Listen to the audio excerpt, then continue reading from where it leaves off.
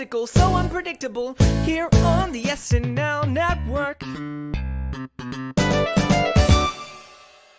Yes, that is right. Welcome, everybody, to another Superfan Takeover here on the Saturday Night Network. My name is John from the SNN, and yes, that's right. I am here hosting the show today because it is a very special day that we do this once a year. It's our annual time to get into the brackets. Right now, it is the NCAA Women's and Men's March Madness tournament, and they are, going through some crazy matchups to figure out who will be the national champion. And this year, we are going to do something very similar, which is go through our bracket of a very special SNL themed edition of a bracket. Yeah. Anyways, I'm excited to do it because last year was the first time that we did this, and we did the greatest SNL catchphrases of all time. We went through a bunch of them and picked our ultimate one. So in case you missed that, go back and check that one out before you come back here for the 2023 edition of the Superfan Takeover bracket. So we'll get into our topic from today and all of these selections to find that one shining moment. But first, let me introduce all of our panelists here today. And first up, it is the regular host of the Superfan Takeovers. Give it up for Sammy Kay. Sammy, how you doing? John, I'm doing great. This is like really for me what March is all about. Is not about college basketball, but about talking about SNL and our favorite SNL sketches and putting them up against each other in a bracket. So very excited to see what is on the bracket because we don't know what's on it, and excited to see what's going to win. Absolutely. Well, we could not do a bracket without this guy. It is Bill Kenney. Bill, how you doing? I'm great, John. I'm very excited. This is always a different take on these Superfan Takeovers. The four of us are very, very diligent with our notes, and I watch everything that's ever been done with the show. This is hard because we have no idea what's coming up, and even though I watched a lot of our topic, we have no idea what we're going to do. So there's not a lot of notes. It's kind of fly by the seat of your pants. So it's very exciting. Bill, fill the listeners in. How many commercial parodies, which we're going to talk about today, did you get into before we get into the bracket? Oh, if I had to put the over under, I'd put it about 300. Oh, okay. Well, there are not 300 in the bracket today. We have narrowed it down. Also joining us I got today, a lot of free time, John. Yeah, I can tell. Also joining us today is someone who's very excited to do a bracket. I know he's a big NC State guy, if I remember correctly. So, Andrew Haines, how are you doing? Yeah, I'm doing awesome. I mean, we're combining two of my favorite things, college basketball and SNL. So this is kind of right up my alley. Obviously excited to be back with you guys. Haven't sat down with you all in a while. And it's great when we get John on the takeovers. He just has to have a little piece of everything, I guess. And so we'll have a great time today. Really looking forward to it. Very excited. I could leave if you want, but I was about to compliment you, Haynes, and say that I think your beard looks great today. I don't know what you did that looks a little bit different, but it looks on point. Thank you. It's getting scraggly. I'm going for the David Letterman look with the glasses and the scraggly beards. It's perfect. It works really well. I can't wait to see what happens with the beard the rest of the season. Tell my girlfriend that. Yeah, exactly. Also joining us today is the man who is on a stand-up tour and just crushing it. It is Andrew Haskell. Haskell, how you doing? I'm doing good. Now, when Sammy said this is what March is all about, he didn't mean talking SNL. He meant getting to do a Superfan without having to host. That's what March is all about for him. Yes. But I'm so excited. I am going in very blind. This is maybe the least amount of sketches I've gone back and watched going into one of these for the specific reason that I think a great SNL commercial parody should be like a great commercial. And you don't go back and look up great commercials. They just hit you. Like the first time you hear that jingle that you haven't heard since it ran every day when you were a kid, you go, oh, I remember that commercial. That commercial was great. So I'm going to try to do the same thing today. Absolutely. And speaking of going in blind, there is a blind man who will be appearing in the commercial parodies today. So you just wait. We'll put a pin in that. But let's get into our bracket today and what it consists of. So this is the way that it will work. There will be 4 quadrants of the bracket, and we'll put the bracket up on screen for you at some point during the podcast so you can see exactly what we're doing. And we'll also post it to social media, but we'll have 4 quadrants filled with 8 seeds each. There will be some play-in matchups matchups. So you'll have a few play-ins to get into the tournament as we do in March Madness. And then we will go through one quadrant at a time to get down to our final four. And then we'll really break down the nitty-gritty of all of this. So today we are looking for the best commercial parody of all time. And I say best because greatest usually means accomplishments. So perhaps that means awards or, played the most time. I usually like to leave it to the panelists to decide what their criteria is for something and move on. But best happens to be more subjective. And that is what I want to do today, as I want to really pick which ones are the best. Perhaps it may be ones that you want to show to your friends, or for whatever reason, something in the commercial stood out as being the best imitation of the product, whatever it is. But I want to figure out what exactly is all of your criteria today as we go through the bracket. So Sammy, I'm going to start with you. What are you looking for today from the commercials to potentially decide which one will move on in each matchup? Ooh, that's a really good question. I think what I'm looking for is, there's an element of commercial value that's kind of put into the production of these sketches because, commercial parodies have been going around since, the beginning of the show. And obviously, as technology and kind of filmmaking has advanced, SNL's gotten so good at recreating these things, being able to kind of capture the essence of what they're parodying, I think is important to me, as well as, it's got to be funny. And even if I don't know the exact product and what it is, and there's definitely, a bunch of these from like the 70s and 80s that, I don't know exactly what they're doing, but if it still makes me laugh, I think that makes it very successful. For sure. Does it hold up? That's a big question when you're going through these parodies. Bill, what about you? What are your criteria? I think the criteria is a little bit different these days. As great as the show is today, as great as the pre-tapes are today, they've kind of walked away from this, the historical kind of pre-tape, commercial pre-tape. And back in the 80s and the 90s, especially, it was right after the monologue. You had to sit there and wait to see if that was a real commercial that's playing, because it was so spot on. It was a Bud Light commercial, or it was something that could have been actually airing, and you had to wait a beat to see if it was a parody. So something that is that close to being the actual product that you can fool the common person. Now they have some in this modern era that do that, but it's more, I think, of the older days. So it'll be interesting to see what made the bracket. Absolutely. That is something that my girlfriend, Allie, tells me all the time. Whenever she walks in on me watching SNL, she says, is that a SNL or is that a real commercial or what? So that is a factor here that you have to consider for sure. Haynes, what about you? What are, your favorite commercials and why? And what do you look at when you think of commercials? So when I think about SNL commercials, I think, Haskell made a pretty good point about the ones that are really indelible and stick in your mind. And obviously, as Sammy said, it's all about humor first, but there's a few different ways to bring the humor out of that commercial. It can be, new, stupid lines that are just funny that, could land in any other SNL sketch. A lot of that humor can come from, how meticulously it's shot, recreating scene for scene. Like there's a lot of humor and that kind of stuff. So I think you've got kind of a broad spectrum of factors that you can look at. And I think you have to kind of examine each one in its own space, but there's different characteristics that can level a sketch up. So we'll make our points when the sketches arise, I guess. Absolutely. And Haskell, you began to tell us a little bit about what you look for, but finish us off with your criteria that you're going to be judging with today. First, I like the thought of your girlfriend walking in on you watching SNL like you're not allowed to. Exactly. And you're like in shame. You're like, no, it's bad TV. I swear it's bad TV. What do you think I started the podcast for? It's all a rebellion here, Haskell.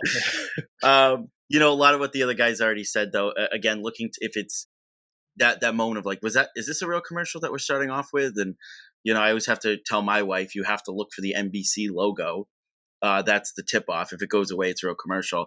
But also, I kind of like the commercial parodies that can find that little thing that most people didn't yet realize, or maybe the internet was just catching up on. We go, oh yeah, I never realized that about their slogan or about their commercial. That is weird that they do that, and SNL picked up on it. That's the sort of, I think commercial parodies can be very easy any parody can be very easy. So those ones that take that next step and find that next layer is what I'm looking for. That totally makes sense. All right, so we're going to have 36 different entrants into the bracket today. So like I said, 4 plain and 8 seeds will be in each quadrant. The way that we will decide is Sammy, Bill, Haynes, and Haskell will all have 1 vote. If it is a 3-1 or 4-0, that matchup moves on. If it is tied 2-2, I will then give my pick to break the tie for today.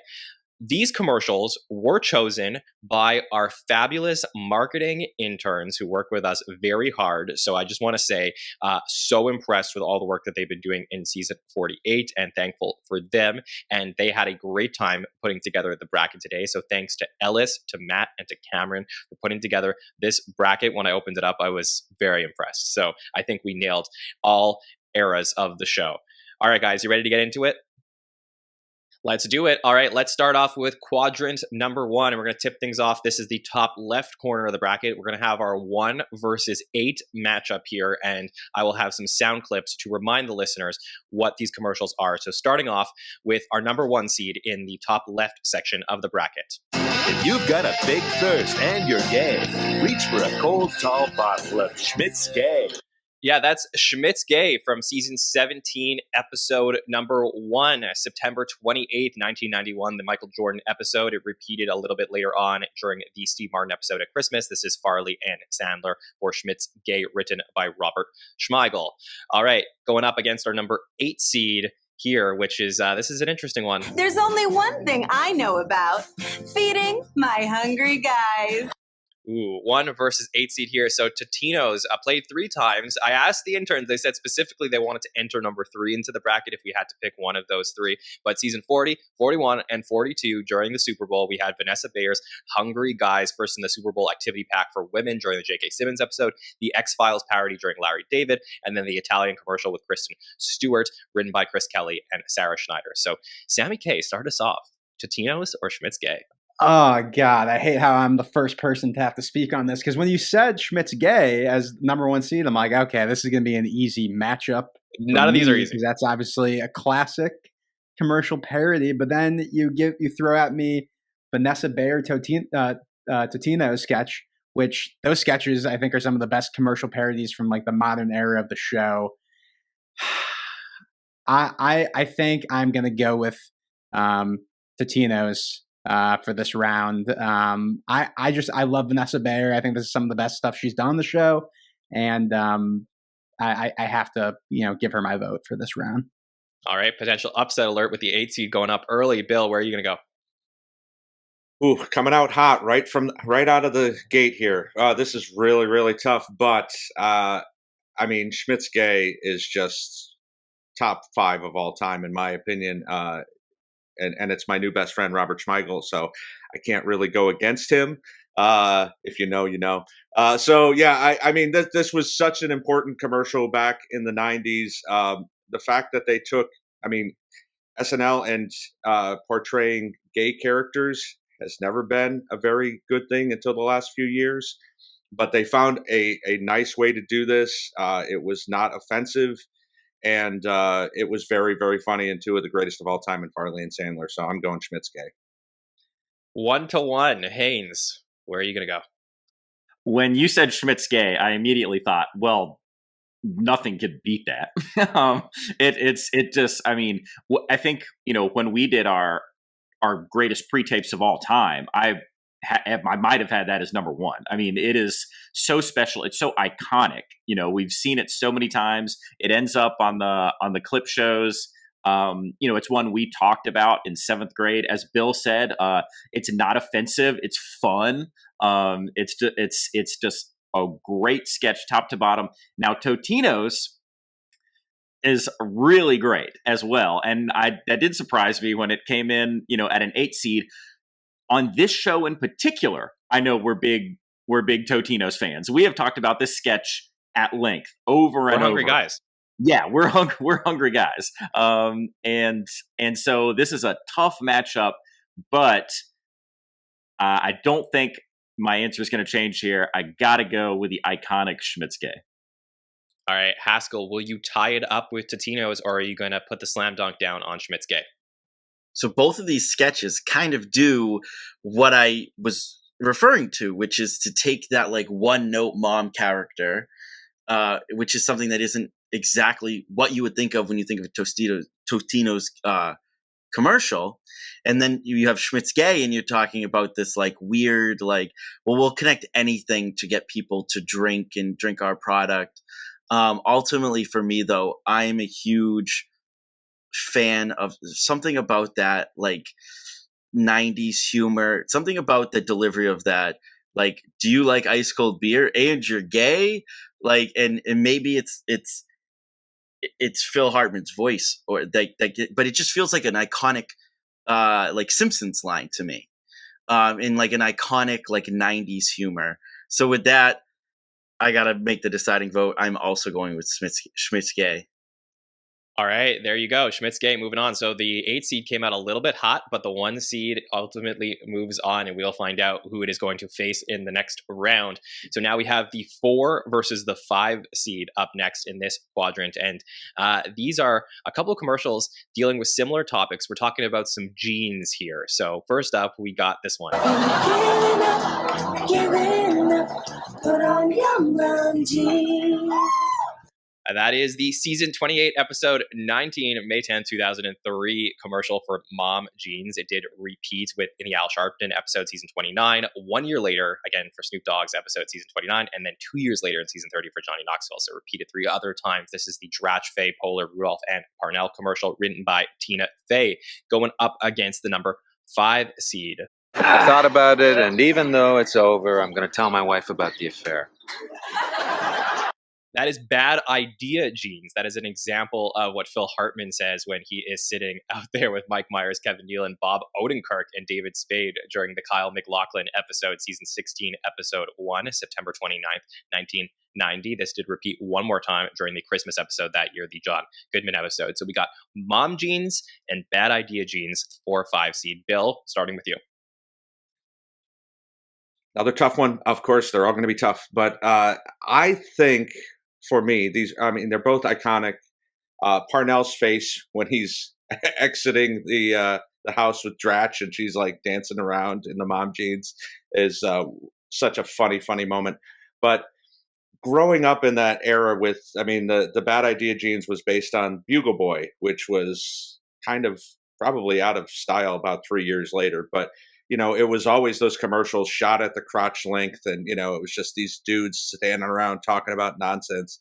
So that always kind of hit me. And another thing about commercial parodies is if you hate the product that they're parodying, it hits you even harder if it's funny. Like, oh, okay. And Bugle Boys was just so nonsensical. So I think I'm going to go with Bad Idea Jeans. Plus, we get a line from Bob Odenkirk. So what else can you ask for? Absolutely. All right. Well, the 5 seed moves ahead early. Haynes, are you going to go with Mom Jeans or Bad Idea Jeans? I think in the long term and the impact we've seen, it seems like, and maybe this is just a little bit of recency bias, but it seems like Mom Jeans has gotten a little more play. I feel like they're, and it's very iconic. We get a lot of great butt shots, big, flat, wide pancake asses. It's very, very, very funny. Just total mom butts. And listen, I've always loved that sketch, but I feel like we've got a really great matchup here. And the upset pick, I just think, is so much more creative. I think Mom Jeans, they're a thing that a lot of us have made fun of. This Bad Idea Jeans is just a really fun, creative commercial product. And so I'm not a Bugle Boys guy. I was all Guess. I was a Guess Jeans man in the mid 90s, but I'm going with Bad Idea Jeans. All right, Sammy, do you have a pick between Mom Jeans and Bad Idea Jeans? Yeah, this is really tough and very funny that, they're, 2 sketches that deal with, similar topics. I don't know. To me, like when I was thinking about this bracket, it could just be like my age or whatever. Like the first couple commercials I thought of that would be included, one of them was Mom Jeans. And I feel like that is something that's been, rebroadcast and replayed in a lot of compilations over the years. And maybe that's why it's kind of stuck with me more than Bad Idea Jeans, which is also, just like a really funny sketch, and the editing in that is all like, really funny and kind of in your face. But I don't know. I think my gut is leaning towards Mom Jeans here. It's a great kind of showcase of the Amy Poehler, Tina Fey era of the show, and yeah, lots of funny visuals with the kind of quintessential Mom Jean look. So I'm going with Mom Jeans. All right, 2-1 right now. Haskell, where are you going to go in the Gene battle? Yeah, there's like two sides to it, really. I like Bad Idea Jeans because there's more talking. There's more punchlines to be written and delivered. But on the Mom Jeans side, I really like, again, taking something that everybody had an abstract idea for. Like if you looked at Mom Jeans, you knew those are the types of jeans that moms wear, and SNL kind of capturing that and turning it into something. So I'm kind of torn. But for the sake of, I'm going to put John on the spot now. I'm going to throw my vote to Mom Jeans and let you break the tie. Okay. Well, this is interesting because I did think long and hard about this as I saw this matchup, and I really feel like Bad Idea Jeans is a very good commercial, but I think that Mom Jeans is objectively the better commercial, right? Like Bad Idea Jeans is probably funnier if we're going to talk about which one is funnier. But I think as far as a commercial is concerned, I feel like it encapsulates what I look for in a commercial. It has that catchy, like when you're giving up, like that thing. So it's it makes you want to watch it again. And I'm a big sucker for jingles.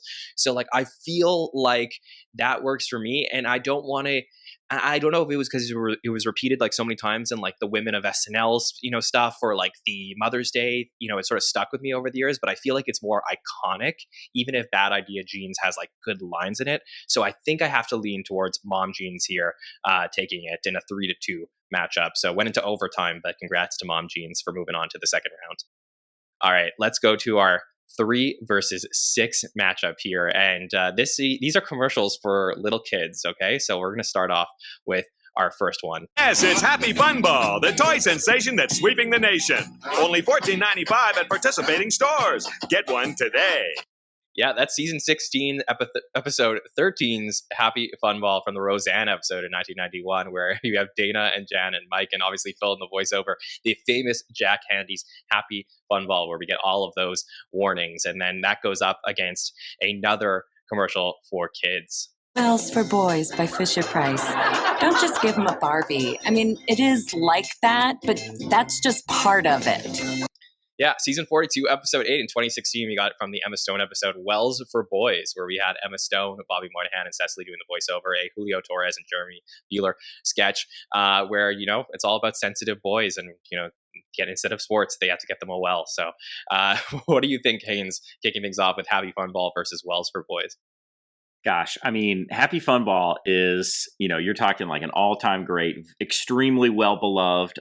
It does have that kind of humor that Haskell was referring to that he liked so much from the 90s. And to me, it goes back a little bit further than that. We're hearing it in the early 90s.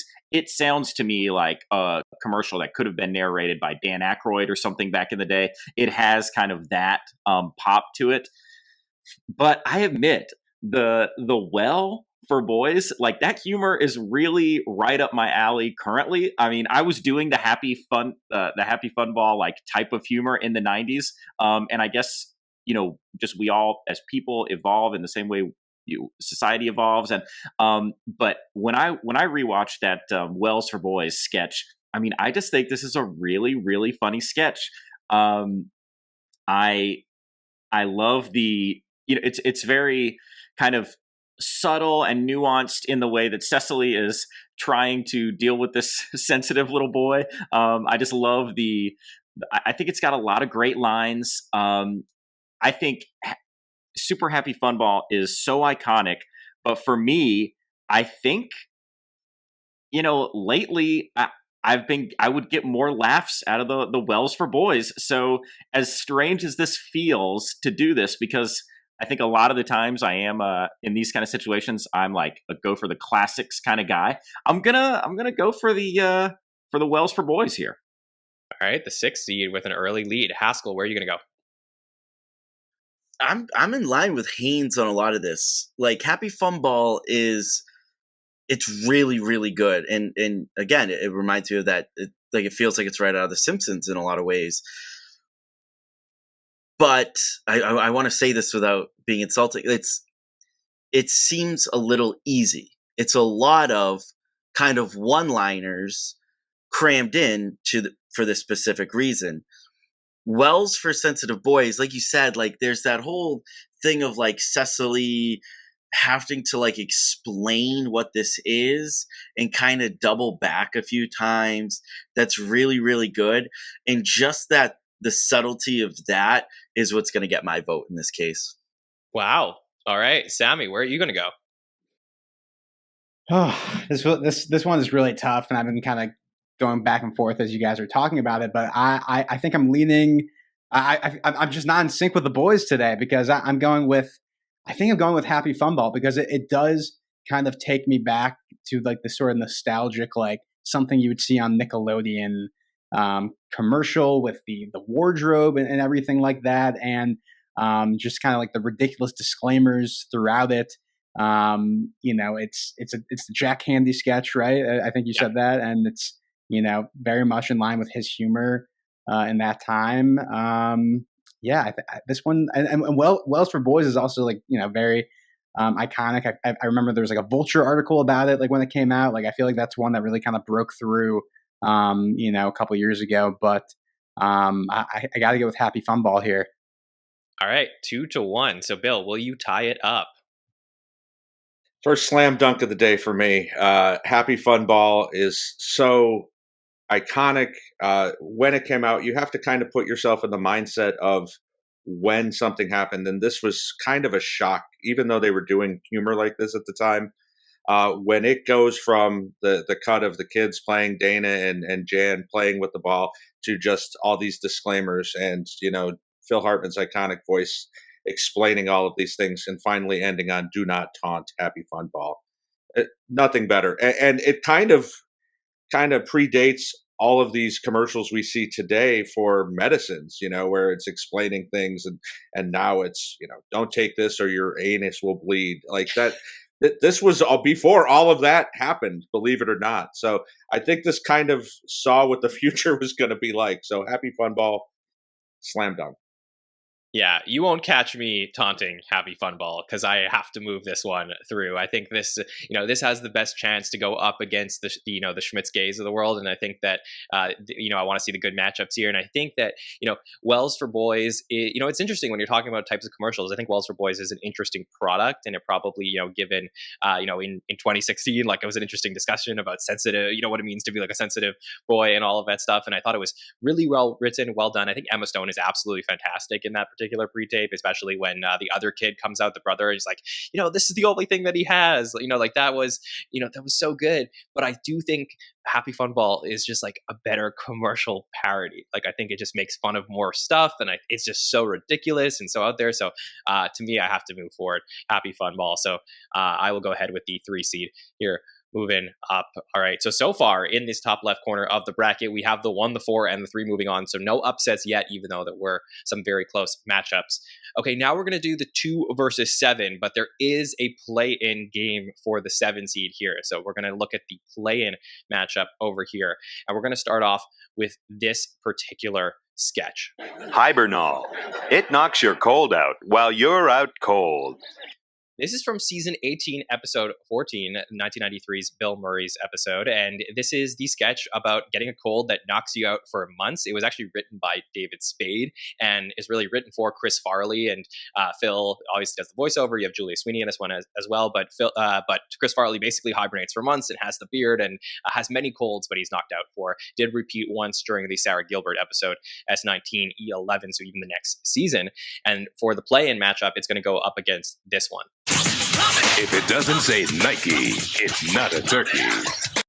Yep, Nike Turkey with season 16's episode 6. That's 1990's episode with Dennis Hopper, and this is a very well played Chris Rock sketch that is often played during the Thanksgiving specials. So we have Hibernal versus Nike Turkey here for the play-in matchup. Haskell, I'm going to start with you.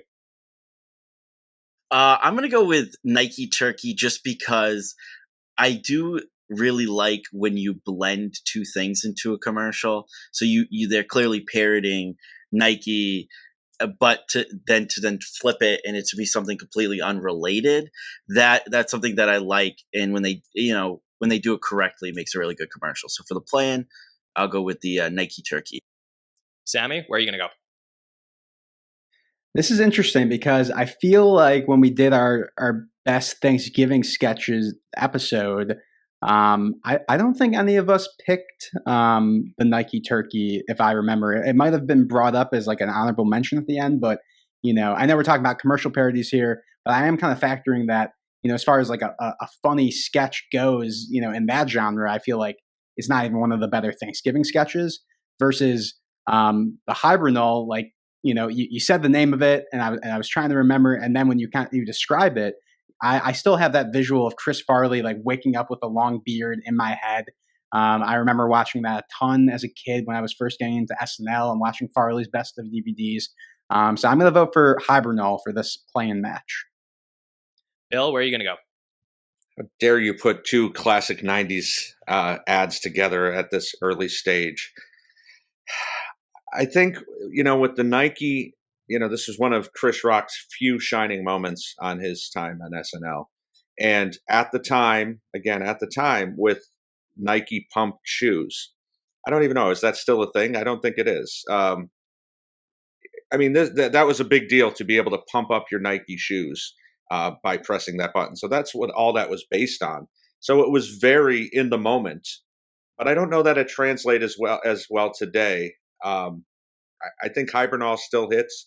You still get the sleeping commercials, the NyQuils, and the things of that nature. So I think I'm going with Hibernal as well. All right, Haynes, are you going to tie it up, or will Hibernal move into the tournament? Well, I think that it's funny the way, we can all view the world, the same facts, from different angles. The final thing that Bill said about the current continued applicability of the Hibernal sketch, I'm holding that against it in this situation. I'm going with the the Pump It Up Nike turkey because it feels so different. It's this kind of flash moment in time. It's not something that can disappear into any year. This was a very specific thing. I wanted the pumps super bad. Eventually I did get pumps, but I think they were like a cheaper version when Reebok then decided to do them. And then like Reebok maybe did like some pumps that like weren't as good as the Nike pumps. I never got my LA lights or LA with the shoes that light up. I never got those, but I got some sort of pumps. Loved them. It was a huge thing during the 90s. I admit, Sammy, I'm kind of with you. It's not like the greatest Thanksgiving sketch of all time. It's really not. But there is something very funny and iconic. You've got the music, pump it up. And just Chris Rock is so enthusiastic. I like the way it's shot. To me, I just think this sketch hits a little more. It feels much more iconic to me. I'm tying it up with the Nike turkey. That makes sense. I actually think you convinced me, Haynes, to move Nike Turkey through the bracket because I think that Hibernal is a very funny commercial based on the fact of Chris Farley, seeing him in the beard, the picture of that. I know it resonates with Sammy, and that's good. But is the commercial itself that great? Like the concept of taking a cold medicine that knocks you out for months, it's like extending a joke, and I think it's an interesting concept that doesn't exist in reality. But I don't know that it's so great of a commercial versus like, and that could even be a sketch, right? But I think that the Nike turkey itself, I think that's, taking something that was like super popular in the moment and then translating it to like something else that's really popular, which is Thanksgiving. And then the fact that like Chris Rock, as we said, didn't necessarily have his moments to shine on SNL, but has this sketch that's pretty iconic. I sort of feel like that would be the reason I would want to move it forward. And I think it would be a fun matchup to put it against, something else that's sort of Thanksgiving themed. So it'll be the 7 seed going up against our number 2, which is this sketch. Crystal gravy. You've never seen a gravy like this. Yeah, that's season 19, episode 2's 1993's Shannon Doherty's episode. That would be Crystal Gravy. It did repeat a couple times in Thanksgiving for season 19, and then the Nancy Kerrigan episode in March. But this is, we have Phil, we have Kevin Nealon, Julia Sweeney here, all taking the concept of Crystal Pepsi and turning it into crystal gravy. So very similar. We talked about the Nike, the pumps. Now we have, taking something exists in reality, but changing it to something Thanksgiving themed. So this is a very fun 2 versus 7 matchup, crystal gravy versus Nike turkey. Sammy, where are you going to go with this one? Yeah, I mean, not to reiterate my points before, but it's funny how this worked out where we have these 2 Thanksgiving sketches, put next to each other, and I just think, as far as like what's funnier, like for me, like I'm sticking here with crystal gravy, and I think we talked about this during our favorite Thanksgiving sketches episode, and just like the visual of the actual gravy that they put together is just so like gross and disgusting, and I don't know, I really thought that was funny, very visceral, and sticks with you. So I'm gonna go with crystal gravy for this matchup. Bill? Yeah, we did talk about this on the Thanksgiving episode. And also, I mean, this kind of makes my point about the Nike turkey. Even though Crystal Pepsi is kind of stuck in the 90s as well, I think this brings a funnier point to it, and something that even if you don't know what Crystal Pepsi was, you can still laugh at. I don't know that you get that as much from the Nike turkey. So, and also being able to parody the Van Halen song that they actually used in the Crystal Pepsi commercial kind of pushes it over the top for me. So I'm going crystal gravy as well. That's a great point. All right, Haynes, where are you going to go? Listen, I was happy to stand up for Nike Turkey last round. Forget about it. It's over. No brainer. You made it as far as you could. Good job, Nike Turkey. Crystal Gravy is so iconic. I mean, this is one of my favorites of all time. Yes, of course, we talked about it during the Thanksgiving episode. Could you imagine if we didn't? I mean, this thing was just so awesome. The Van Halen, the Crystal Pepsi commercials, and yes, as Sammy said, the visuals, those gross visuals. I mean, this just hits on every cylinder. Easy win for me. Blowout win. All right, Haskell, it is 3-0, but we still want to get your vote. So would you have gone with Crystal Gravy or Nike Turkey? Clean sweep. Everything Haynes just said. Okay, all right. So Crystal Gravy moves on. So we do have our top seeds making it into the next round. We have a 1 versus 4 and 3 versus 2 matchup here. So let's go back to our 1 versus 4. We have Schmitz Gay versus Mom Jeans to make it into the Elite 8. So Bill, where are you going to go here? Well, I didn't vote for Mom's Jeans in the last round, and Schmitz Gay is so incredible. This is easier than I thought a second round matchup would be. As much as I love Tina and Amy, as much as I like the J.C. Penney jingle that they went with, Schmitz Gay in a rout. Okay, Haynes, what about you? Yeah, I mean, just echo that. It's a pretty easy decision for me, Schmitz Gay, for sure. Haskell? I'm actually more torn than these two. I'm leaning toward Schmitz Gay, but to make things interesting, I'm going to go with Mom Jeans. Can you give us a reason why? Why would you pick Mom Jeans over Schmitz Gay? Because I still like the idea that Schmitz Gay's funny in the sense that I do like that they picked out the idea that, beer commercials will latch onto anything and they'll use that to try to get you to drink their beer, which is an interesting topic. But Mom's Jeans is still more of that, like, understanding everybody and this thing that everybody can identify, even if they haven't put a word to it yet. And then putting a word to it that has become like part of society. Like, everybody will refer to those as Mom Jeans. So yeah, I'll give it to him for that. All right, that makes sense. Sammy, are you going to tie it up? Listen, Haskell just made some really good points about Mom Jeans. It definitely, as far as the term goes, definitely I think is in the culture more because of this sketch. In the first matchup, I voted for Totino's here, but I was like caught off guard by that matchup because like those were both really strong, and I kind of had a feeling it was going to go the Schmitz Gay. And being first up, I was like, all right, like I want to throw Vanessa Bayer, one of my favorites of all time, a bone. But I got to go with Schmitz Gay here. Just incredibly iconic, and I have a feeling it's going to continue on in the tournament. Yeah, all right. Well, Schmitz Gay moves on to the Elite 8. The other Sweet 16 matchup that we have is Happy Fun Ball versus Crystal Gravy. So, Haynes, where are you going to go? Man, this is. I mean, these are iconic matchups. They are iconic matchups. But I just voted against Fun Ball, last round. So I guess I have to go with Crystal Gravy here. I do.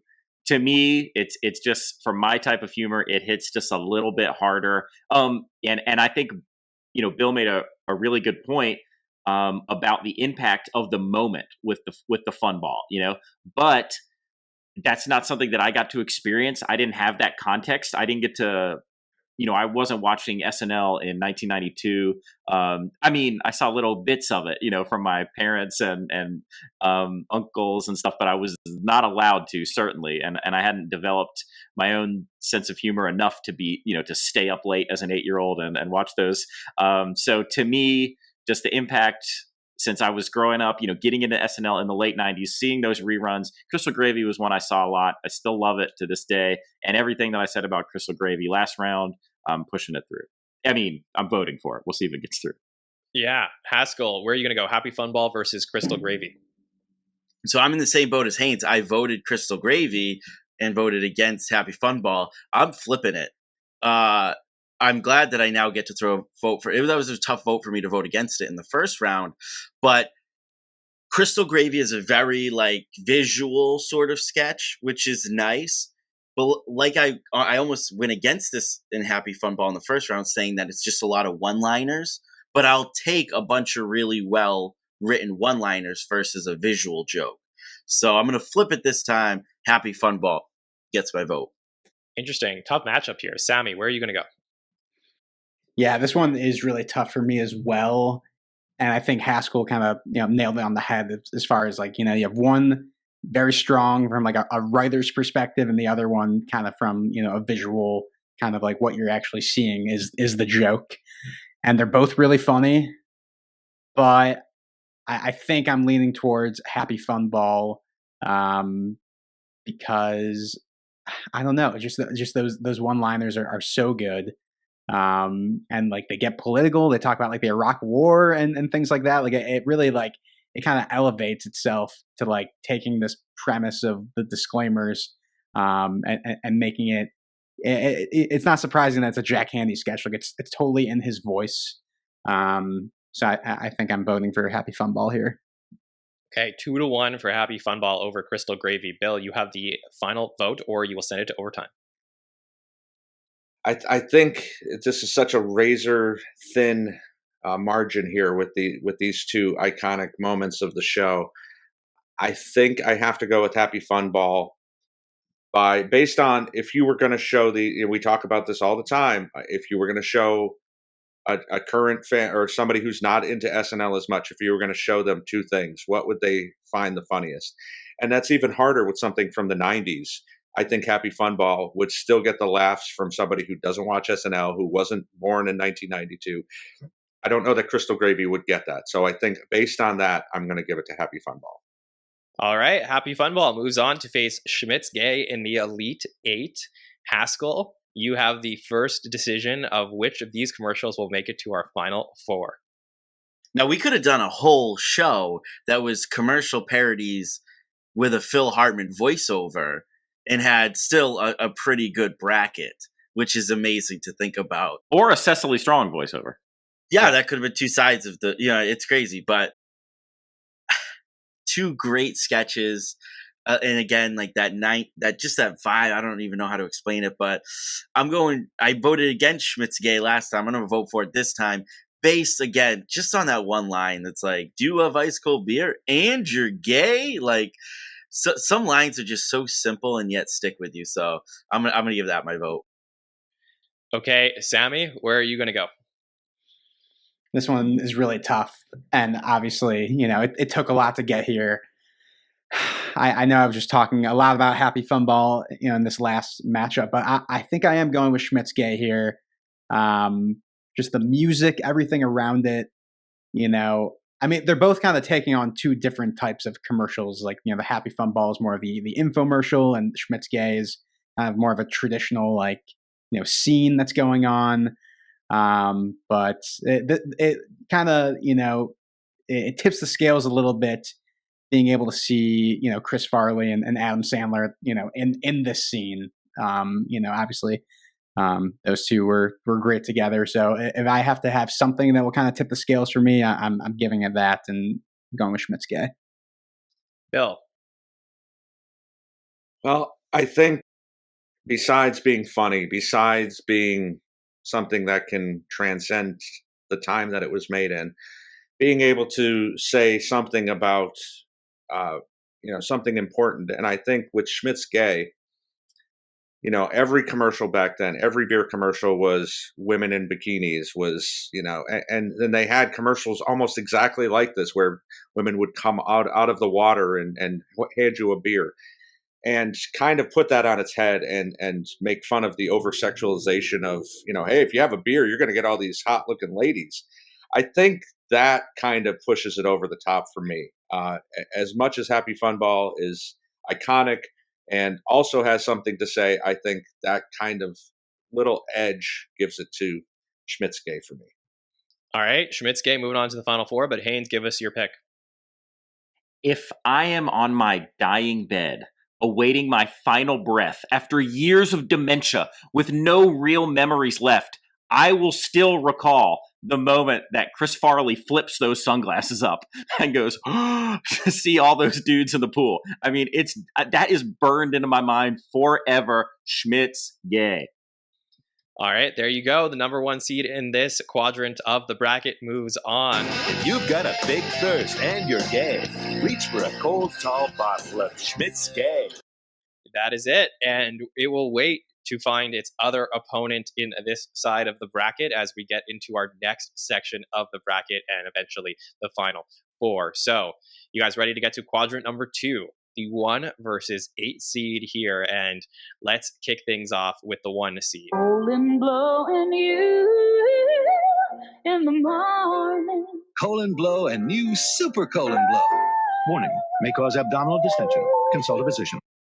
Yeah, how can you not think of Colin Blow when you talk about commercial parodies from season 15, episode 5, November of 1989, the Chris Everett episode? It also repeated later on that season 15, episode 11 in the Christopher Walken episode, but has been in many, montages over the years, I guess. Tracy Chapman sings on this one as well. And of course, the iconic pictures of Phil Hartman and Colin Blow. So, that is the 1 seed going up against a very formidable 8 seed, in my opinion. Here we go. Thanks, oops, I crap my pants. Visit your local pharmacist and just say, "Oops, I crap my pants" from Procter & Gamble.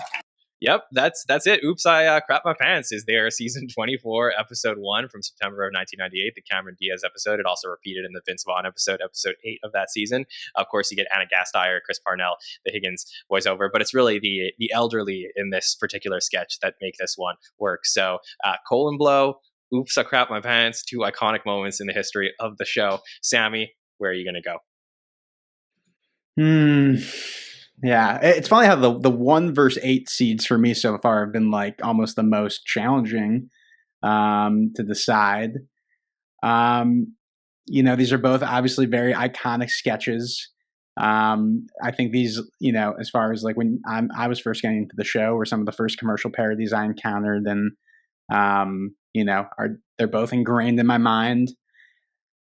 It's really tough. I will say something that I think docks Oops, I crap my pants for me, and I got to find something between these 2 juggernauts to kind of, parse through it, is, it's starring 2 people that aren't on the cast. Like, obviously, in supporting roles, there are other, there are players from SNL in supporting roles, but and they're great. Like the 2, older people they found, and SNL does this a lot. I mean, recently with the Please Don't Destroy sketch for the Travis Kelce episode, they found that great older woman to like be a big part of the sketch, and that was very funny. But this is like just a classic Phil Hartman commercial parody with Colin Blow, and I always wondered as a kid, like, how did they even film the scene? Like I had distinct memories of like, how did they film it where all the cereal kind of comes out of nowhere in that giant pyramid for it. I just like really remember thinking like, how did they do this? And for all those reasons, I am leaning towards Colin Blow here to move on. But this is very challenging. I don't know how I feel about it. For sure. 2 colon sketches. Bill, where are you going to go? I'll tell you, these 1 versus 8. Oh my goodness. I think for all the reasons I said about Crystal Gravy, that you don't have to get the joke necessarily. It's just so funny. And this was a commercial based on Total Cereal, which probably still doesn't exist, where they would a guy would sit down at his table and have a bowl of cereal, and then a voice would come on and, you have to eat 10 of those bowls. And that was the joke. And there was something endearing about that time of SNL. Now, if it's a Target ad on SNL, it's Target. If it's Cologuard, it's Cologuard.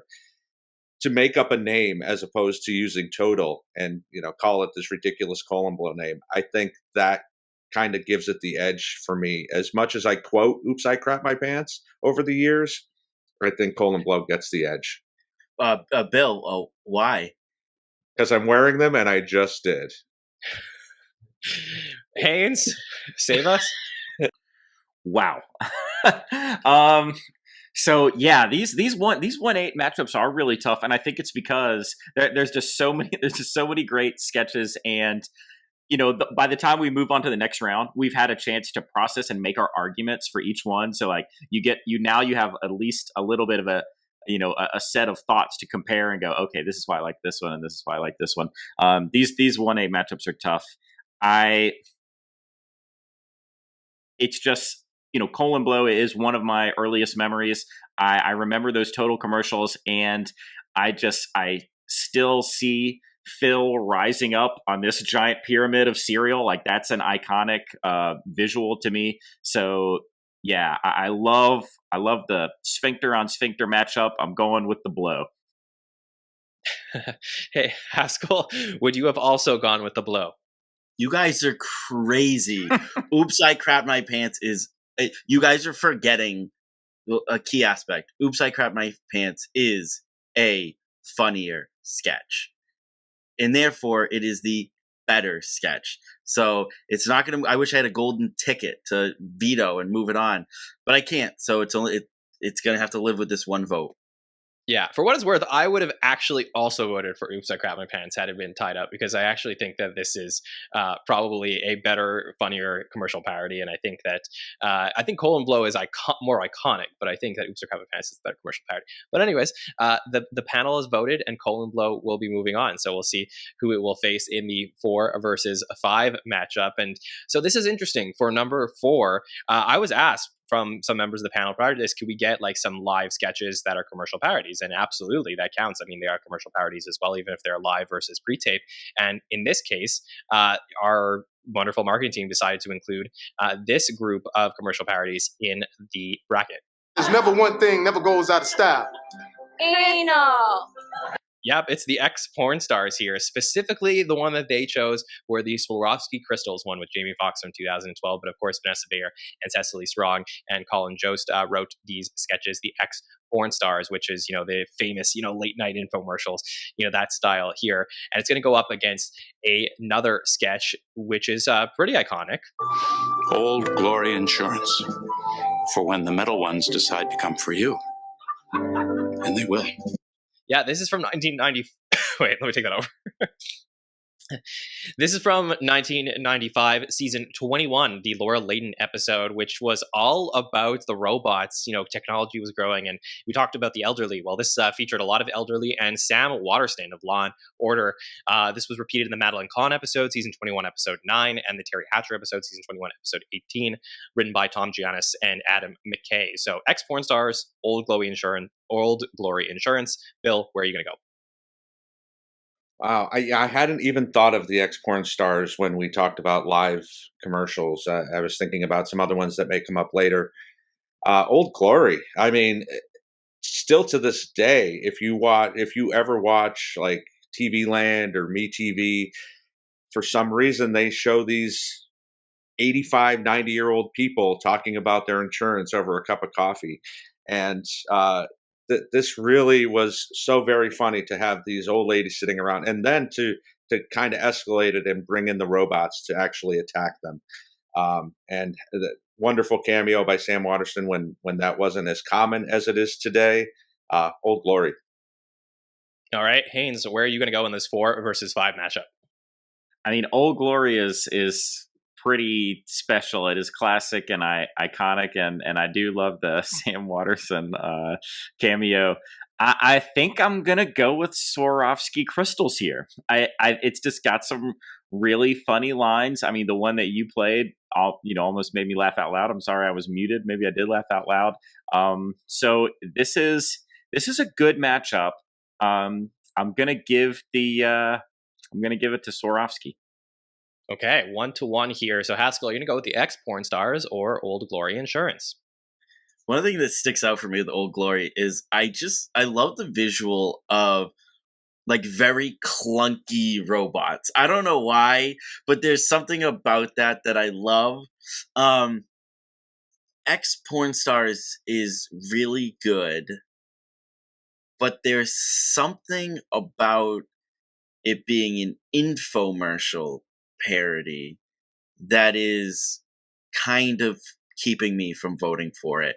There's something about like I get that it's going for that late night infomercial, but I'm kind of like having a mental block on exactly what we're parodying there. Where with Old Glory, like Bill said, like I know the exact commercials that he's talking about, so I'm gonna vote Old Glory.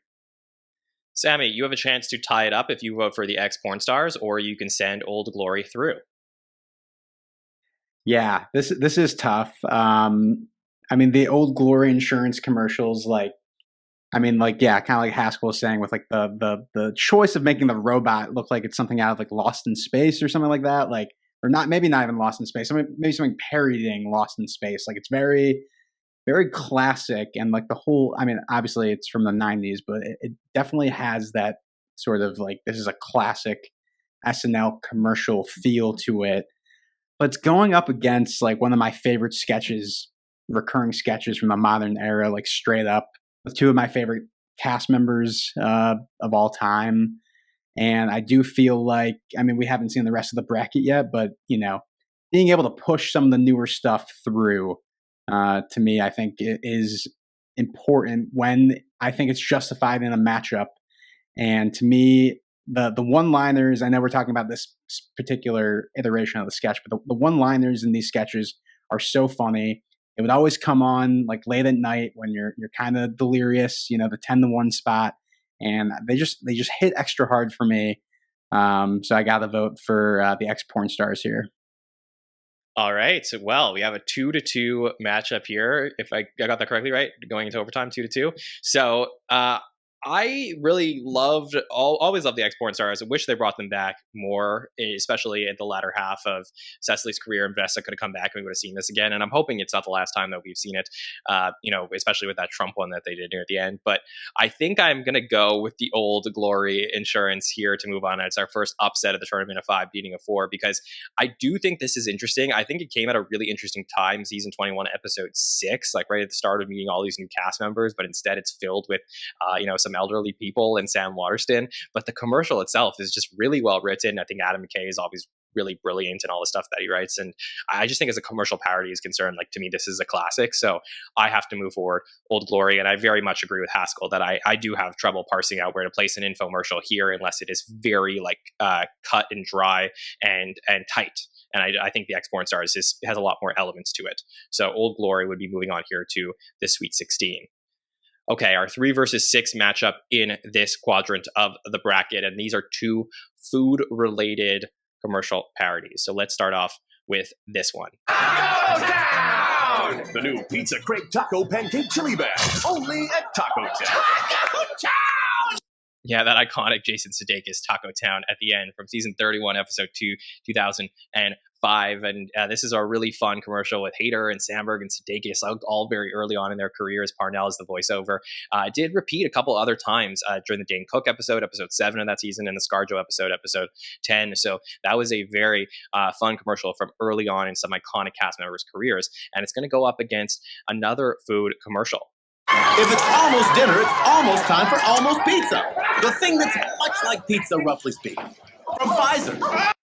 Yeah, that's Almost Pizza. If you got that, that is season 37, episode 18 from the Sofia Vergara episode. Also repeated a few episodes later in the Will Ferrell episode, season 37, episode 21. But right at the end of Kristen Wiig's career on the show, we had a very fun Almost Pizza commercial with Bill Hader as well. Nassim Pedrad plays the kid in this one, and Steve Higgins is the voiceover. So Taco Town, Almost Pizza, really fun matchup. Haynes, where are you going to go with this one?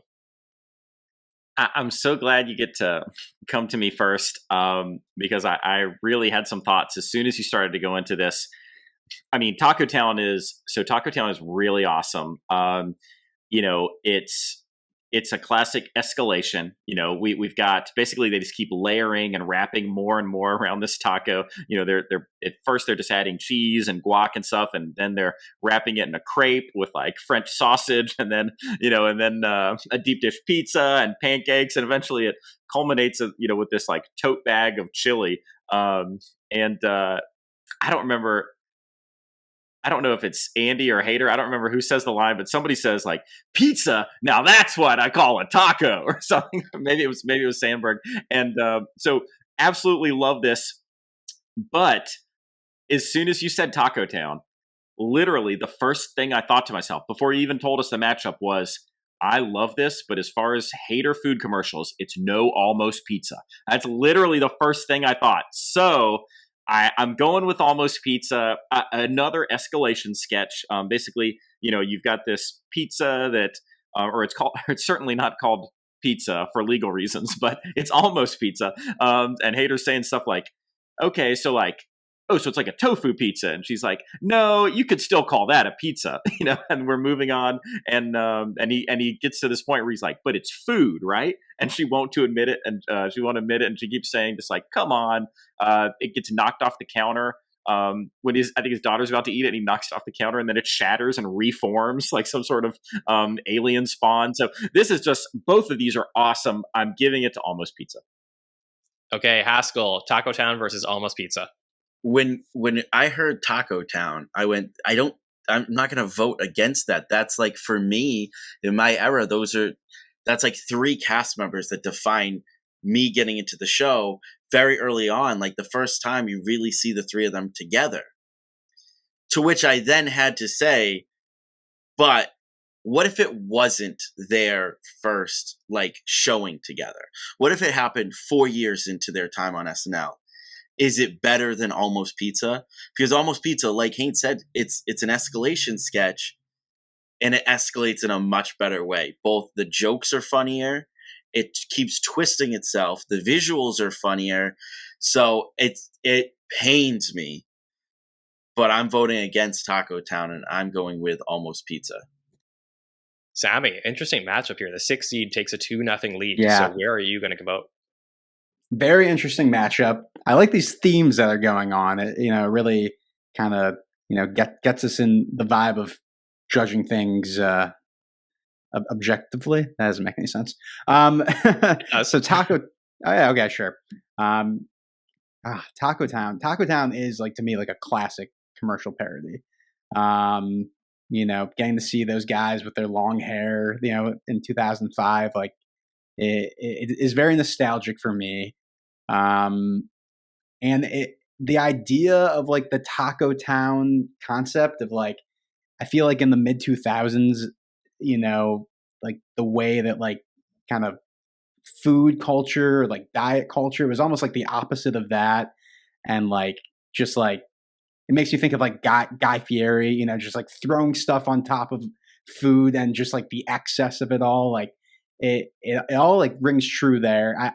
It is tough though, because like Almost Pizza, I think is objectively funnier, but it's kind of similar to, what you guys were saying about like the infomercial nature of like the ex-porn stars. I feel like as like a commercial parody, I get more commercial parody vibes from the Taco Town sketch than Almost Pizza. Almost breaks out, it has like the kind of shell of a commercial, but then kind of within it kind of escalates into like a more of a traditional kind of pre-tape thing. I don't know. I'm just like throwing like SNL comedy terms at the wall and trying to make sense of this thing, because this is really hard.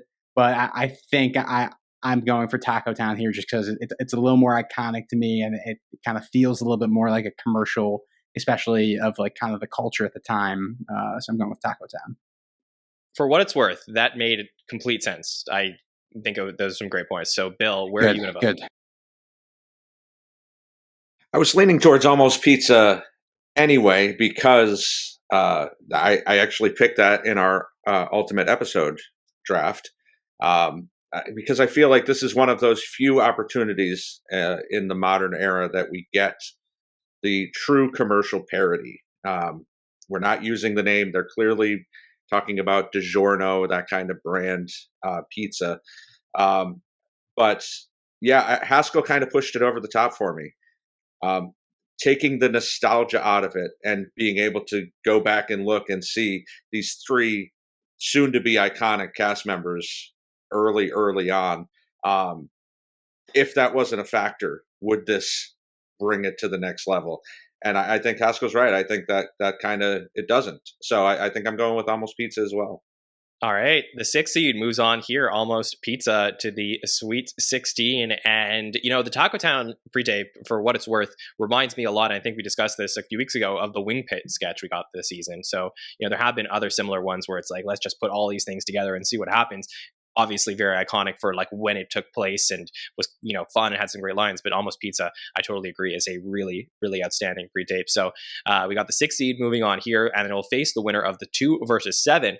But first we have a play-in matchup for the 7 seed here. So we're going to start off with our first entrant into the 7th seed matchup, and that will be this. Red Flag Perfume by Chanel.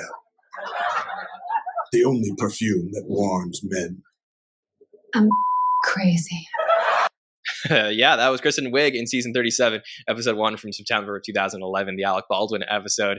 It would repeat in season 37, episode 7, the Jason Segel episode. But we have, Jason Sudeikis, Andy Samberg, Kristen Wiig, and Taron Killam all in this sketch, which actually has the voiceover of Nassim Pedrad and John Hamm in this one. And this was written by Colin Jost and Kristen Wiig, where we have Red Flag Perfume by Chanel. And it will be going up against this sketch. Crackling Oat Flakes, pounding at your heart with the fist of God. Warning, crackling oat flakes may cause damage to your spinal fluid.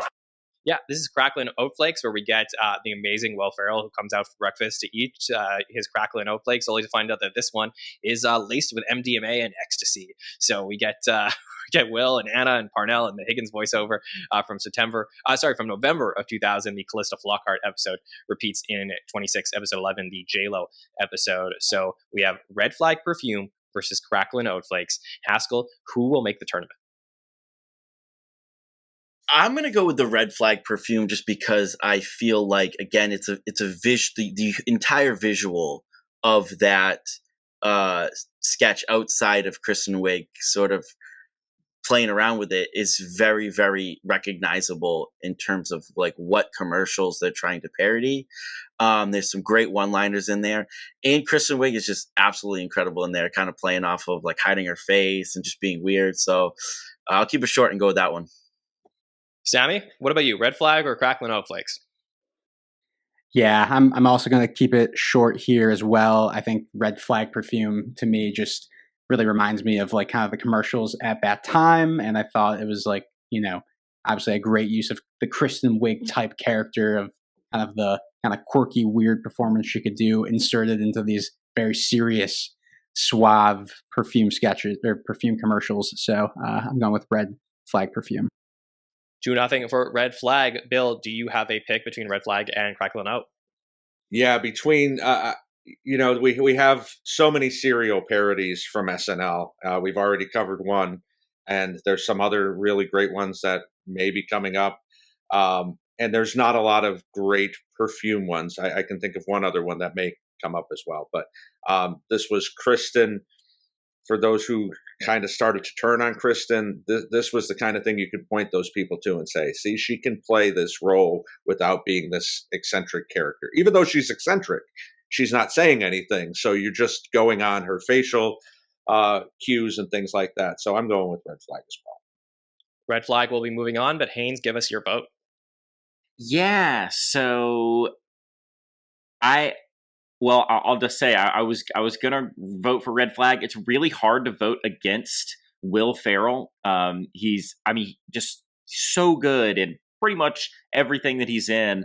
And that was the one thing holding me back. I mean, it's just hard to vote against Will Ferrell, but I do think the writing is a little bit better in the red flag sketch. I just think it's crafted with all sorts of great jokes and reveals and reactions. And so, yeah, I'm going to go red flag as well. I didn't expect this to be a clean sweep, but I guess it is.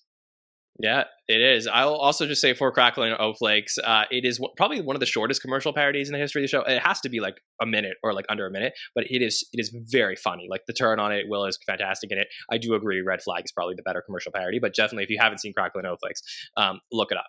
All right, so Red Flag is going to go up against the number 2 seed here, and that is this. Annual, once a year, period. Oh, that's a play on words. I just got that.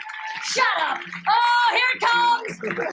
Yeah, that's from season 33 when Tina Fey comes back to host for the first time, February of 2008. It would repeat a few episodes later in the Christopher Walken episode, season 33, episode 9. And yeah, this is the hold off your period for once a year with Tina, Amy, Kristen, and Casey Wilson in this one as well.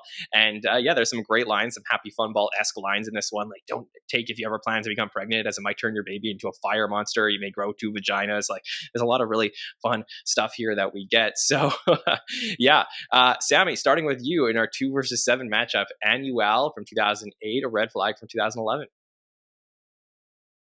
Ooh, yeah, I think this is one that's tough for me. I mean, a lot of these have been challenging, but tougher for women than for us. But yeah, just to be clear. yeah, of course. I think my gut is leaning to Annual for this sketch. I feel like, or for this matchup, simply because I feel like they really like kind of like escalated it well in this sketch. Like just imagining like what would happen if this was like a real sort of thing, you know. And I think the performances are really strong from everybody. It was great to see Tina back, you know, for this episode, and you know, kind of giving, you know, her kind of you can tell there's like a Tina Fey written piece, so that was nice. So I'm going to go with Annual for this match. Okay, Bill, Annual versus Red Flag. Yeah, this is really close for me as well. I think I'm going to go with Annual as well. Say that 3 times fast. You know, having Tina come back, having something that you can show the wonderful Casey Wilson in, that's going to push it over the top for me, having these 4 incredible SNLers all together in this great sketch. Haynes? Yeah, so I hope this podcast just doesn't get super boring. That's just agreeing on everything. But I was You're going to be tough matchups coming up. Yeah, I know. This is still a tough matchup. It is a tough matchup, but I just give a slight edge to Annual. I really loved Red Flag, but and Tina was just coming back for this, but you know, you think of Tina and Amy and Rachel and Maya were in a lot of really great commercial parodies. A lot of those written by Tina. This was an awesome one. So I guess, you know, extending the time between your periods by 11 months, but the catch is that it leads up to like one super period basically, you know, they repeat a few times during the commercial. You know, when it is time, hold on to your effing hat for this moment. They're just incredibly angry and aroused. I don't remember. Someone's so horny they're making out with the dog. So it's just really like pushing the extremes here. A lot of great acting as well as great lines. You mentioned a few of them, like the growing a second vagina or turning your baby into a fire monster. I think it's very close, but I'm just giving a slight edge to Annual. All right, so Annual will move on to the Sweet 16, but Haskell, where would you have voted? Yeah, Annual as well. I think it's one of the things we haven't seen a ton of so far in our bracket is the ultimate just breakdown of the commercial. When you kind of either reveal the product, how it actually works, or that it doesn't work, and all hell breaks loose. And this is one of the ultimate examples of that. So clean sweep. Okay, let's get to our Sweet 16 matchups from this section of the bracket. And first up, we got Colon and Blow versus Old Glory Insurance. And Bill, you're going to start things off. I'm going to go with Colin Blow here. Iconic Phil Hartman, great CGI when there was no CGI. As someone mentioned earlier, how the hell they did that is still a mystery to me. Colin Blow in the morning. Okay, so the 1 seed takes a 1-0 lead over the 5 seed here. Haynes, where are you going to go? Colin Blow in the afternoon. Okay. Haskell, will you vote for Old Glory or will Colin Blow move on? Justice for the elderly in Oops, I Crap My Pants. So we're going with Old Glory, and and listen, it's probably gonna later in this. I'm probably gonna have to vote for Colin Blow because it's gonna be undeniable. But I'll still contest that the funniest thing about the Colin Blow sketch is the name. Interesting. All right, Sammy, did that influence you to go with Old Glory, or will Colin Blow move on? I feel like I would contest the funniest thing about the Colin Blow sketch is like the mountain of cereal just like rising up and Phil Hartman going, like I think that is really funny. And for that reason, I'm going to vote for Colin Blow. Okay, Colin Blow moving on to the Elite 8. And our next Sweet 16 matchup will be Almost Pizza versus Annual. So, Haynes, you're going to start things off. Yeah, so this is pretty tough. Just talked about all the merits of Annual and really love it, but I think you could see the enthusiasm and excitement when I got to talk about Almost Pizza. I'm just giving it the edge here. Haskell? Yeah, Almost Pizza. It's just a little bit better of an escalation sketch. Interesting. Okay, Sammy, 6 seed has a 2-0 lead here. Where are you going to go? I don't want people to think that I don't love Almost Pizza, but I still feel like I think you don't love women getting their periods. No, I do want people to think no. I think Almost Pizza is a great sketch. Obviously, great Bill Hader, like just great, like unhinged Bill Hader. But I do still something about it to me just doesn't. I know it is parodying like, the frozen pizzas and everything like that, but it's still, when I'm talking about like the commercial parodiness for me, like I think of Annual as more of like, a traditional, like I see what they're trying to do, like the product they're, trying to kind of poke fun at. And I do think like the escalation of it for me works a little bit better in Annual. So I'm going to vote for Annual. Okay, 2-1 matchup. Bill, you can either tie it up or send Almost Pizza through. Rolling on that Almost Pizza train. Kristen and Bill just amazing in this, and Nassim as well. So sticking with Almost Pizza. Okay, so we have our Elite 8 matchup here where we have the 6 seed Almost Pizza, and then what happens if you eat these Almost Pizza? You'll blow your colon with Colin Blow. So Haskell, 1 versus 6 here, Colin Blow or Almost Pizza? I said it before, they would eventually get to the point where I have to vote for Colin Blow, but it's not this round because Almost Pizza is still better. What a twist. Sammy, are you going to bring the upset with Almost Pizza or vote for Colin Blow? I'm actually pretty torn here now because, like, now I'm like I'm looking at this particular matchup, and what do I think is necessarily funnier here? I think goes to Almost Pizza, but I'm still struggling with. This is something I just got to move on with, like the whole commercial parody versus just like a kind of more traditional pre-tape sort of thing. I don't know. I just think I think for this round, I do think Almost Pizza is funnier than Colin Blow, and it could just be like it being more modern sensibilities and not kind of growing up with maybe those cereal commercials as much as I love Colin Blow. But I am pivoting here to Almost Pizza, shocking the audience. Wow, Bill, where are you going to vote? Colin Blow or Almost Pizza? Have to go with Colin Blow. The interesting thing about these brackets is we make these incredible arguments, and then the exact next we go against it the next round. But Colin Blow still holds up 35 years later. Got to go with Colin I mean, that's what happens. Kansas State gets the huge win, and then they get wrecked the next round. So, that's right. typical of the March Madness tournament. But Haynes, you can either tie it up or send Almost Pizza through to the Final Four. So I do think that, Bill always talks about if you're taking someone who's never seen SNL, we're going to show them an episode, fill it with the ultimate clips or sketches. I think Colon Blow is more iconic. Sammy mentioned, Phil's arms as he's flying up this pyramid of cereal. That is just one of those things that I'll always think about, just like Chris Farley's sunglasses in the Schmitz Gay. And Almost Pizza is a very specific type of, back and forth.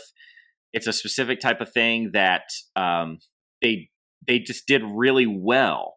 And I think that, to me, it's just so funny the way that story evolves. That particular escalation, as Bill is faced with this evasiveness in his pursuit for the truth, what this pizza really is, and she's just like, and she just won't give it to him. I like that chase. And I think I get more laughs out of it. So I didn't think that I would ever be voting against Colon Blow, but I'm pushing through the Almost Pizza. Upset City. Down goes Colon Blow. Down goes Colon Blow. Insane. Well, Almost Pizza, the 6th seed, moves out of this section of the bracket. If it's almost dinner, it's almost time for Almost Pizza. The thing that's much like pizza, roughly speaking. From Pfizer. Yep, from Pfizer. All right, well, Almost Pizza will make the Final Four and will go up against Schmitz Gay, but not just yet, because we have 2 more sections of the bracket to go through coming up right now. All right, let's continue with our third quadrant of the bracket, and we'll start off with the 1 seed versus 8 seed matchup, and this one is definitely a memorable one from our 1 seed. If you want a place with the greatest chicken, take it from my head, it's easy picking, cause Something's always cooking at the Cluckin' Chicken. Man, Dad never tasted so god-nobbity good. Yep, that's the Cluckin' Chicken from 1991, season 18, episode 7, the Sinbad episode. It also repeated a few episodes later, season 18, episode 13, with Alec Baldwin. We get the famous Adam Sandler voiceover, Phil Hartman in the sketch, and written by Robert Schmeigel. That is the 1 seed versus a very famous 8 seed. Little chocolate donuts, the donuts of champions. Yep, again, we did it again. No 1 versus 8, a very tough matchup here from season 3, episode 6, November of 1977. The Buck Henry episode would repeat season 3, episode 16 in the Michael Palin episode, and the Richard Benjamin episode, season 4, episode 16. We get the very famous Marv Albert voiceover here, and of course, John Belushi in the Olympic-style little chocolate donuts. So, Sammy, starting with you, 1 versus 8, where are you going to go? Yeah, like I said, these are all incredibly tough, so please don't yell at us in the comments. Cluckin' Chicken, is very funny. Just going in depth about how everything is done, with the slaughtering of the chicken and everything like that is so funny. But there is something about that image of Belushi, in the Olympic gear, eating the chocolate donuts that really resonates with me. So I'm going with Little Chocolate Donut. All right, Bill, what are you thinking? I don't want to upset my new best friend, Robert Smigel, but and he actually has said that this is his favorite thing that he's ever done on the show is Cluckin' Chicken. So that really kind of speaks volumes to it, but we haven't represented the original era at all yet, and to have somebody like Belushi on this straight up parody of Wheaties and still make sense today, something that you can put in a best of commercial parodies in 2023, and it's from 1977, and it still is funny and holds up. So I'm going to go with Little Chocolate Donuts as well. Upset alert. Okay, 8 seed looking good here. Haynes, what are you thinking? Man, I love the genius of Bill's now ex-best friend, Robert Smigel. I think that the wackiness and how hard these lines are punched through with the Cluckin' Chicken is freaking hilarious. But I do think there's something just so outstanding and genius and iconic about the chocolate donuts. The direct Wheaties parody, and of course Belushi. It's just man, this is a really close one for me. I love the punch is so strong with the clucking chicken, but I think I'm going to go with donuts as well. Wow, huge upset here. The 8 seed moves on, but Haskell, we need your vote. Cluckin' Chicken or Little Chocolate Donuts? Are you sure the interns didn't flip the seating on this one? Kind of surprised here, actually. It's kind of the two total. It's like one of the most subtle ones that we're going to find, and then one of the most over the top ones we're going to find. And I would have went with subtlety too. I would have went with Little Chocolate Donuts. Yeah, for what it's worth, I saw this and I said this is our upset for sure. So I think Little Chocolate Donuts moving on here. So the 8 seed moves on, takes over the spot of the 1 seed in the bracket, and it will face either the 4 or the 5. And let's go with number 4. This one always makes me laugh. So here's the number 4 seed. So don't let some egg-sucking dog do it. Call me, Wade Blazingame, or my brother Doug for a free consultation, and we'll get you justice. Yeah, Wade Blazingame from season 26, episode 7, December of 2000. The Val Kilmer episode also would repeat in February of 2011. That doesn't make sense. February of 2001, the season 26, episode 11 episode. Of course, you heard Will Ferrell's voice, and we get Chris Parnell playing his brother Doug, with him just walking around digging and pooing in people's lawns, written by T-Sean Shannon, the Wade Blazingame. So that is a very fun sketch, and this is going to be a crazy matchup because this is going to go up against a very iconic commercial parody. Because Super Bass-o-matic 76 is the tool that lets you use the whole bass with no fish waste without scaling, cutting, or gutting. Yeah, we talked about the original cast. Well, in season 1, episode 17, 1976, the Ron Nesson episode, we got the very famous Super Bass-o-matic 1976. We also had a Bat-o-matic in season 2, episode 6. And of course, the 40th anniversary of the Super Bass-o-matic 2150, where you get Dan Aykroyd and a little bit of Lorraine Newman. This one, a very famous Dan Aykroyd sketch, and just, pure Aykroyd in his pitchman. So, Bill, Wade Blazingame, Super Bass-o-matic, where are you going to go? This tournament somehow just got very real in this side of the bracket. Wow. What can't you say about Will Ferrell? We've said it a million times. And the sight of Parnell shitting on someone's lawn is so damn funny. But Super Bass-o-matic, I mean, that's such a great product. Aykroyd shows his dexterity in being this pitchman. This kind of nailed that down. Even though it's a product, again, another product that's long gone. I mean, I don't even remember exactly what, but there was, I think it was a knife set that slices and dices and julienne fries or something along that line. And that's what he was parodying here. And to watch him throw the bass in, cover it up, and then for it not to work on live TV, he had to press the button a couple of times until it worked, and he just does this 1,000-watt smile as he closes up, and cutting to Lorraine Newman going, "That's some great bass." It's got to be Super Bass-o-matic. Haynes, what are you thinking here? First of all, props to the interns for just putting me in a really tough position. I didn't think that I would be this challenged on Will Ferrell material.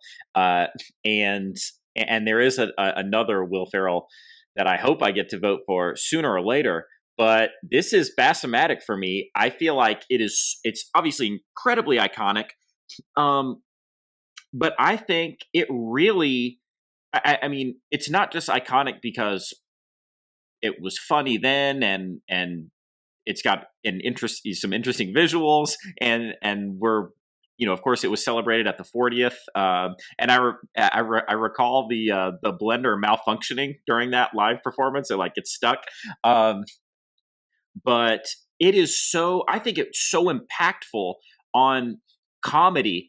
I think that this type of, this sketch, I think, created a lot of that weird style comedy that folks who grew up watching this as teenagers in high school were starting to put out in the 90s or a little bit later than that. I think when you think of Tim and Eric, awesome show, and that kind of extreme, eventually that would turn into Eric Andre type of stuff. I think when you're watching late night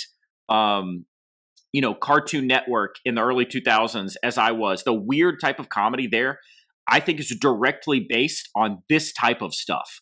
So I think Dan Aykroyd was honestly shaping the future of comedy with this sketch.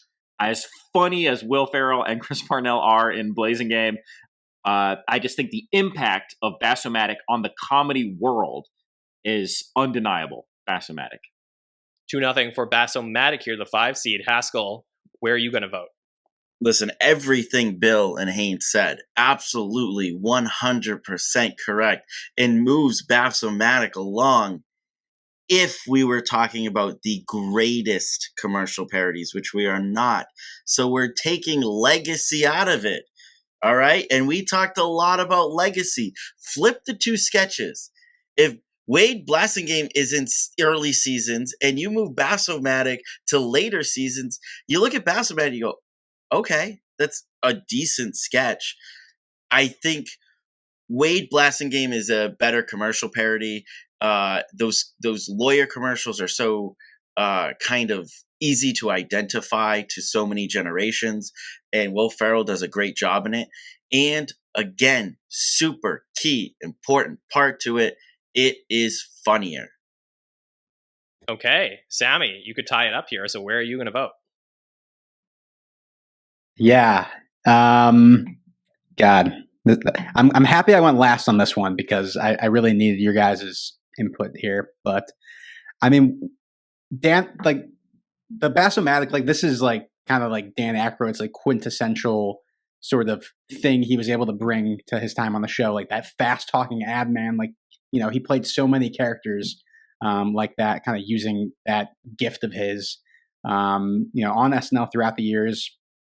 And it was, hilarious and great. And, in an era where you didn't have, the ability to kind of, maybe edit things as quickly, with digital shorts, like he was almost like able to, produce comedy at a speed that in like 1975 was just like technologically incapable, just like from his voice alone, which I think, is great. But I'm like just a sucker for like lawyer parodies, and it might just come down to that. Like I can like kind of chart a through line between this Wade Blasing Game sketch to the Tim Robinson I think you should leave lawyer sketch with the fake toilet. Like there's something about like the lawyer character, whether it's like a Saul Goodman in Breaking Bad or Better Call Saul, that just like really gets to me. I think all the visuals where they pan over to Chris Parnell like acting like a dog is like hysterical. This is like looking back at like the best of Will Ferrell DVDs, like I loved it when this sketch would come on. So I'm tying it up, and I'm making John decide this matchup. Yeah, I think that Haskell said what I was thinking, to be honest with you, which is that Super Bass-o-matic is more iconic. It's greater, but I think that the better commercial parody here is Wade Blasing Game. I don't think that, if it wasn't for the fact that it was Dan Aykroyd and he's so good at it, and like is there, it's cool and it's funny, but like I can also think of Dan Aykroyd moments that I think are probably better. And I don't know. I just think that the Wade Blasing Game sketch is just such a fun commercial parody and making fun of, like we said, that lawyer, sleazy lawyer stuff that you see all the time. So I think for me, I have to move Wade Blasing Game through to the next round. So with the upset, and would have been fun to see Super Bass-o-matic go up against Little Chocolate Donuts, but we'll get Wade Blasing Game going through. Okay. The other side of this section, and this is our first pre-tape that we have from the Ebersol era. The Canon AE1. So simple, anyone can use it. Yeah, the Canon AE1. You heard Stevie Wonder's voice here, where Stevie was hosting in May of 1983, season 8, episode 19. Also would repeat in the Don Rickles episode in season 9, where you get Joe Piscopo also as tennis player John Newcomb. But basically, new camera comes out so easy that even though Stevie Wonder's blind, he can still see through it. So that was that one. That's our 3 seed going up against our 6 seed. Amazon Echo Silver. Get yours today. I said get yours today. From season 42, May of 2017, the Melissa McCarthy episode where you had Keenan and Kate and Adie, Kyle, Leslie, Cecily as a voiceover, Higgins as a voiceover, Becca as a voiceover. Basically, we've all heard of Amazon Echoes, but, have they made one for the elderly? Because they cannot for whatever reason, say Alexia. They just can't do it. So is it Amazon Echo Silver or the Canon AE1? Haynes, kick us off. Well, I do think Canon is definitely more iconic. I think, I get a lot of laughs out of Amazon Echo Silver. I like all the jokes in there. Even before they tell you that it responds to anything close to the name Alexa, Keenan's already calling it Odessa. And I like the repetition and the callback in that all these old folks pretty much end up going like, first of all, they're never understanding what this thing is trying to tell them. They have to ask it over and over again. How many strikeouts did Satchel Paige have last night? It's like, Satchel Paige died in 1982. Yeah, but how many did he have? He is dead. Mm-hmm. I don't know about that. And everything ends with, I don't know about that. It reminds me of hanging out with my grandfather. Just a couple of years ago, we were sitting around and he was trying to tell me about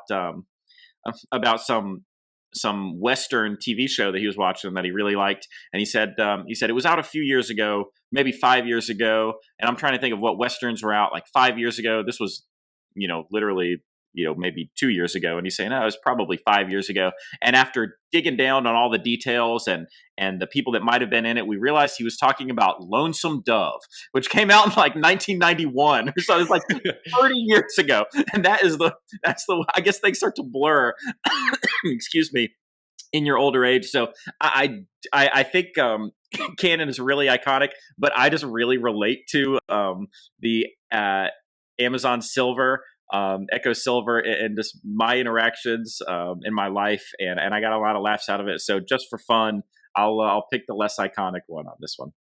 Yeah, my favorite part of this is probably Kate McKinnon being like, make it hotter in here. And it's like, it's already 100 degrees and just like under those blankets. Haskell, what's your pick between Canon AE1 and Amazon Echo Silver? Super torn. I don't know to give Canon credit for, it's a very breezy sketch. And I don't know if it gets credit for giving the joke and getting out of there, or if it would be more memorable if it lasted longer. Canon does this really great thing of trying to figure out who would be the funniest person to be a spokesperson for a product. But Alexa does the thing that I really like, which is to call out the things that we all know are going on with the product. And this is the first time where I'm really kind of like, oh, I wish we got the bracket beforehand because I'm so torn. But I'm going to go with Alexa. Okay, 2-0 for Amazon Echo Silver. Sammy, what's your pick? Yeah, this is really tough because kind of like what Haskell was saying, like the Canon commercial is just, it's like it's kind of has an idea and it does it, and similar to like a real commercial, it like conveys it and kind of gets out. And it could be a recency bias thing for me, but I remember when that Amazon Echo commercial parody came out, it was just incredibly relatable. It kind of brought me back to like when I first got in like an Amazon Echo, playing around with it with my parents, and I think my grandparents were over, and like it is a real thing that happens, and the questions they ask are so it's just funny to see an old person argue with a piece of technology and kind of try to interface with that. And so even though prior in the bracket I voted against a lot of old people related sketches, I'm not ageist. I'm voting for the old people here, even though they're played by younger actors in this case, going with the Amazon Echo Silver commercial. Yeah, hopefully they had Sam Waterston there to give them insurance against the Amazon Echo Silver. Bill, Kenney, Amazon Echo Silver will be going through, but where would you have voted? Well, let's pause for a second here to talk about how everybody's Alexas are going off in their house just from this. That's last why I 3 spelled it minute out instead of saying it.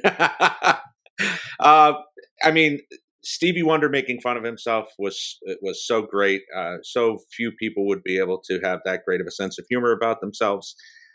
But you can make timeless. Take that again. Nothing is more timeless than old people and technology. going back to VCRs, going to TVs that didn't have buttons anymore. So that will always hit. That will always be funny. And the Echo Silver just kind of pushed that home in the current era. So I would have went with that as well. All right, upset alert as the 6th seed moves on here. And now we have our 2 versus 7 matchup. So here we have another play-in matchup for the 7 seed. And we will take a look at a pretty recent sketch. This one always gives me a good laugh as well. Here it is. Undercover office potty. Be bold. Be true. Make the bathroom come to you.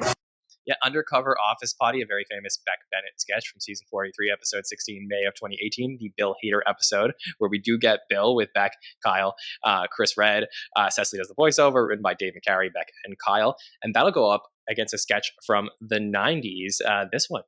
Get the edge. The Chia Edge. Do not expose chia wigs to direct sunlight. Excessive moisture may hasten decomposition, not to be used in salads. Yeah, the Chia Head sketch from November of 1990, the Jimmy Smits episode, season 16, episode 5, would repeat in the Michael J. Fox episode as well. But we get Kevin Nealon, Phil Hartman, Chris Rock, David Spade, a bunch of them all with the Chia Heads to help grow their hair. So Undercover Office Potty versus Chia Head. Haskell, what are you thinking for our play-in matchup? Chia Head's a better concept. It's a funnier sketch. It's something that's more like quickly kind of identified as like what they're parodying because they use the name. This one's a no-brainer for me. I'm going with Chia Head. Sammy. Yeah, I mean, I just remember like the whole Chia Pet phenomenon. It was a phenomenon, like in the 90s. The visual of seeing that as like somebody's like wig was like always so funny to me. It might just be a nostalgia play for this particular sketch, and the Undercover office potty sketch is really funny, and Bill Hader is so good in that. But I do think as just like a more traditional commercial parody, I'm going with the Chia sketch. Okay, Bill, what are you thinking? Yeah, I'm with both of these guys. The great thing about this Chia sketch is it's parodying the Chia Head, but it's also parodying the Hair Club for Men commercials that were so prevalent at that time. And that's kind of the music that you're getting in this. So you're getting kind of 2 commercial parodies shoved into one, which was a brilliant idea. So I'm going with Chia Head as well. Haynes, you going to give Chia Head the clean sweep? I'm not giving it the clean sweep. I do think it's a better concept. I don't think it's funnier. I do think it should get credit for kind of parodying, a couple different products at the same time. But I just think Undercover Office Potty is flat out funny. Beck is basically taking a dump in these lamps, and like Kyle comes in there, he's like, "Why do you have so many lamps in your office?" And he's like, "Oh God, what's that smell?" And it's just a lot of him like defending the smell. He's like, "Oh, I don't know, they smell like regular lamps to me." and it just goes on, and then then the commercial kind of starts again, like, "Hey, are you getting called out because you had too many lamps in your office?" He's like, "Yeah." So they have these disguise supplies where it's like super giant stapler and tape roll.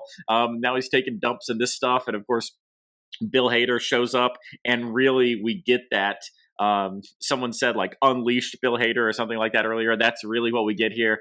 He's really getting upset and just horrified by this whole thing. And then of course when he gets fired, he spills one of the toilets on the guys. To me, it's just nonstop laughs. So no clean sweep for the Chia wigs. But good luck to it in future rounds. For sure. For what it's worth, I would have voted for Undercover Office Potty myself because I think it's so funny. But Chia Head will be moving on into the bracket, and we'll face the first time we have a sketch here that we actually got to cover on the podcast. So how cool is that? So back in the SNL Stats days from season 46, episode 8. Give the gift of Lexus and definitely talk it over first. Yep, that would be December to Remember, where another Beck sketch where Beck and Heidi and Timothy Chalamet are all this family, and Beck decides to buy a Lexus for Christmas, but did not check with Heidi first because they don't have a lot of money. And Mikey, the neighbor, comes over. There's a great bit between Mikey and Beck here. Cecily has the voiceover, written by Streeter Seidel and Beck Bennett. So December to Remember, the Lexus sketch, one of the best sketches from season 46 we got to talk about over here. So Sammy, December to Remember versus Chia Head. Yeah, this is really easy for me. I'm going with December to Remember.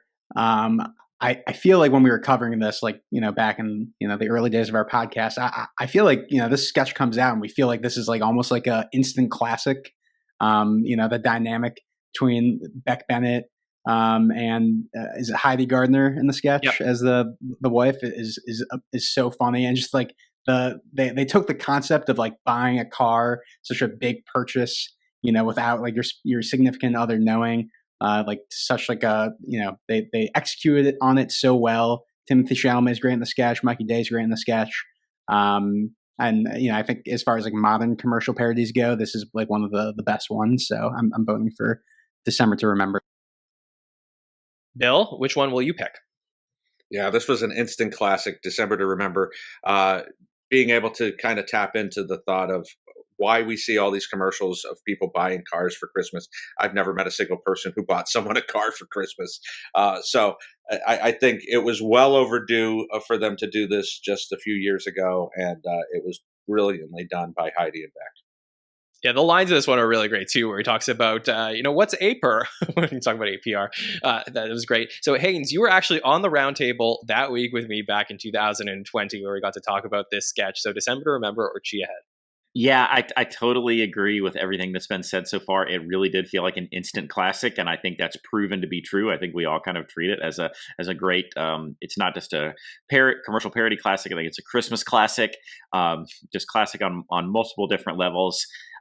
Great one-liners from Beck. Insofar as his lack of understanding about what he's just gotten himself into, but a really great B plot in the fact that like Heidi is banging the neighbor Mikey, or at least there's some sort of extreme sexual tension there, like she's going to, or he's trying to, and she's kind of down for it. So I love, of course, classic Mikey. Yeah, so I love that subplot, and that really uplifts it, I think, to a next level. So top to bottom, just as everyone said, instant classic. Yeah, great. Got to go with December to Remember. Haskell, how would you have voted? Clean sweep, man. That is not just the subplot of that, and not just that he doesn't understand this particular thing, but just him kind of breaking down and finding out just how much of a loser he is in general. It does go to that. It shows like, well, who are these people buying cars for people for Christmas? Well, now we see. All right, let's get into our Sweet 16 matchups. And first up, we have Little Chocolate Donuts from Season 3 versus Wade Blazing Game from Season 26. And Bill Kenney, kick us off. Got to be Little Chocolate Donuts. Not going to see two 70s icons go down against the same, love you, Will, but not anywhere near what Little Chocolate Donuts is in this round. Going with that. Okay, Haynes, where are you going to go? 100, just repeat everything Bill said. Not letting chocolate donuts go down that easy. Haskell? Yeah, I mean, 3-0, it's going to move on. Here's the thing is I don't want to move it on just because it's iconic, though. I'm moving it on because it's just such a subtle, silly concept. Sammy, will you make it a clean sweep? Yeah, no. I'm not going against Belushi here. Just not, and again, kind of like the Haskell was saying, not just iconic, but it is iconic, and I'm glad it's moving on. Okay, Little Chocolate Donuts into the Elite Eight, and our next Sweet 16 matchup is Amazon Echo Silver versus December to Remember. So two modern day sketches. Haynes, what are you thinking for this one? Yeah, I mean, love Echo Silver, but I was just raving a minute ago about December to Remember, and I think all of it rings true. December to Remember. Haskell? Alexa's a good sketch, but you got to remember the Aper. So we got to go with December to Remember. Yeah, absolutely. There are monthly payments? What? Sammy, what about you? Amazon Echo Silver or December to Remember? Yeah, it's cool that we have these kind of two more modern day sketches up against each other here. But December to Remember is so funny. It's just so good. So I'm voting for December to Remember. Absolutely. And Bill, what about you? Amazon Echo Silver or December to Remember? Make it a clean sweep again. December to Remember for sure. Okay, so our final matchup in this section of the bracket in the Elite Eight will be Little Chocolate Donuts versus December to Remember. And Haskell, you have the privilege of kicking it off. I'm not going to vote with Legacy. I think December to Remember is a better commercial parody. Okay, interesting. All right, Sammy, where are you going to go? I'm glad I didn't go first on this one because this is really tough. And I'm glad Haskell kind of, fell on the sword there because I agree. Like, I think December to Remember here, if you're taking Legacy out of it, to me is a better, funnier commercial parody. And I'm really curious to see what these guys feel about that as well. So I'm voting for December to Remember. All right, 2-0 lead for December to Remember. Bill, I feel like I know where you're going to go, but you have to tell us. Yeah, I mean, it's not just about Legacy. It is a brilliant. Little Chocolate Donuts is a brilliant commercial parody. Still holds up today. Wheaties is still around. I think, as great as it is, talk to me in about 30 years. We'll see if December to Remember holds up as well as Little Chocolate Donuts does. Okay, Haynes, what are you thinking? This is really, really tough. This for me, this might be the toughest decision I've made so far. But in the interest of not creating radio silence while I really think this over, I'm gonna go ahead and say Little Chocolate Donuts. So putting you on the spot, John. Wow. All right. This is really tough. I mean, I started off the podcast by talking about better versus greater, right? And obviously Little Chocolate Donuts is the greater commercial parody because just it's iconic. People know it. And, but which is really a better commercial parody. And Bill really did a really good job of convincing me that Little Chocolate Donuts is. And I'm starting to think about the matchups. And I know on the other side of the bracket, we got Schmitzke and Almost Pizza. I feel like December to Remember is a really funny, good modern day classic, but Little Chocolate Donuts just has these moments, especially with the Marv Albert voiceover, to me is like so good. And like you get the other Olympians running around. I feel like there's more there. It like just looks like this commercial. Whereas I think December to Remember is a little bit more of like a scene that's set up and isn't exactly like I could tell it's SNL, not necessarily a commercial. That's something we talked about too. So I think I'm going to lean towards Little Chocolate Donuts here and put the 8 seed through and have it go to the final 4. So big congratulations to Little Chocolate Donuts. Little Chocolate Donuts, the donuts of champions. Yep, that's true. A champions cutting down the nets going towards the final 4. And let's go to our final quadrant of the bracket where we're going to get the 1 versus 8 seed here. And I absolutely love this number 1 seed. Here we go. All the way back from 2010. The Zip Code Closet Organizer, available at Bergdorf Goodman and the gift shop at the Vatican. Order one today! Yeah, that's from January of 2010, where we had season 35, episode 13, John Hamm's episode, where we had Will Forte as the closet organizer, also with Kristen Wiig and John Hamm and Jason Sudeikis as the voiceover. And what's really interesting about this one is the character would then appear later on in the episode in the bar sketch, where we would find out that that Will Forte's character is the closet organizer guy. And something else interesting happens in this matchup where it's going to face off against the 8 seed, which is this one. T-shirt, new from Zappy. So many letters! Yeah, is it a Z shirt? Yeah, it is. From March of 2013, the Kevin Hart episode, season 38, episode 14, written by Tim Robinson and obviously features Kevin Hart as well. And same thing, I couldn't believe this matchup. I mean, later on in that episode, we also get the Z shirt guy pop into the funeral sketch. So, closet organizer versus Z shirts. Sammy, kick us off for our final quadrant. Ooh, you're putting up against each other two people I really love. Obviously, one person had a bit of a more successful career on the show, but Tim Robinson is a legend in his own right.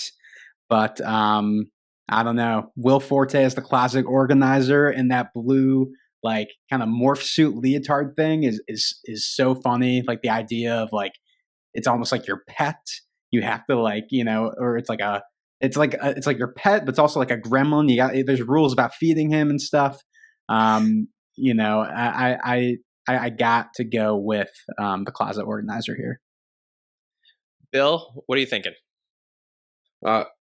The fact that both of these were runners, like we don't get that. We talked about this just a few weeks ago with the Watch in the Corner guy with James Austin Johnson, that we almost got that on Weekend Update.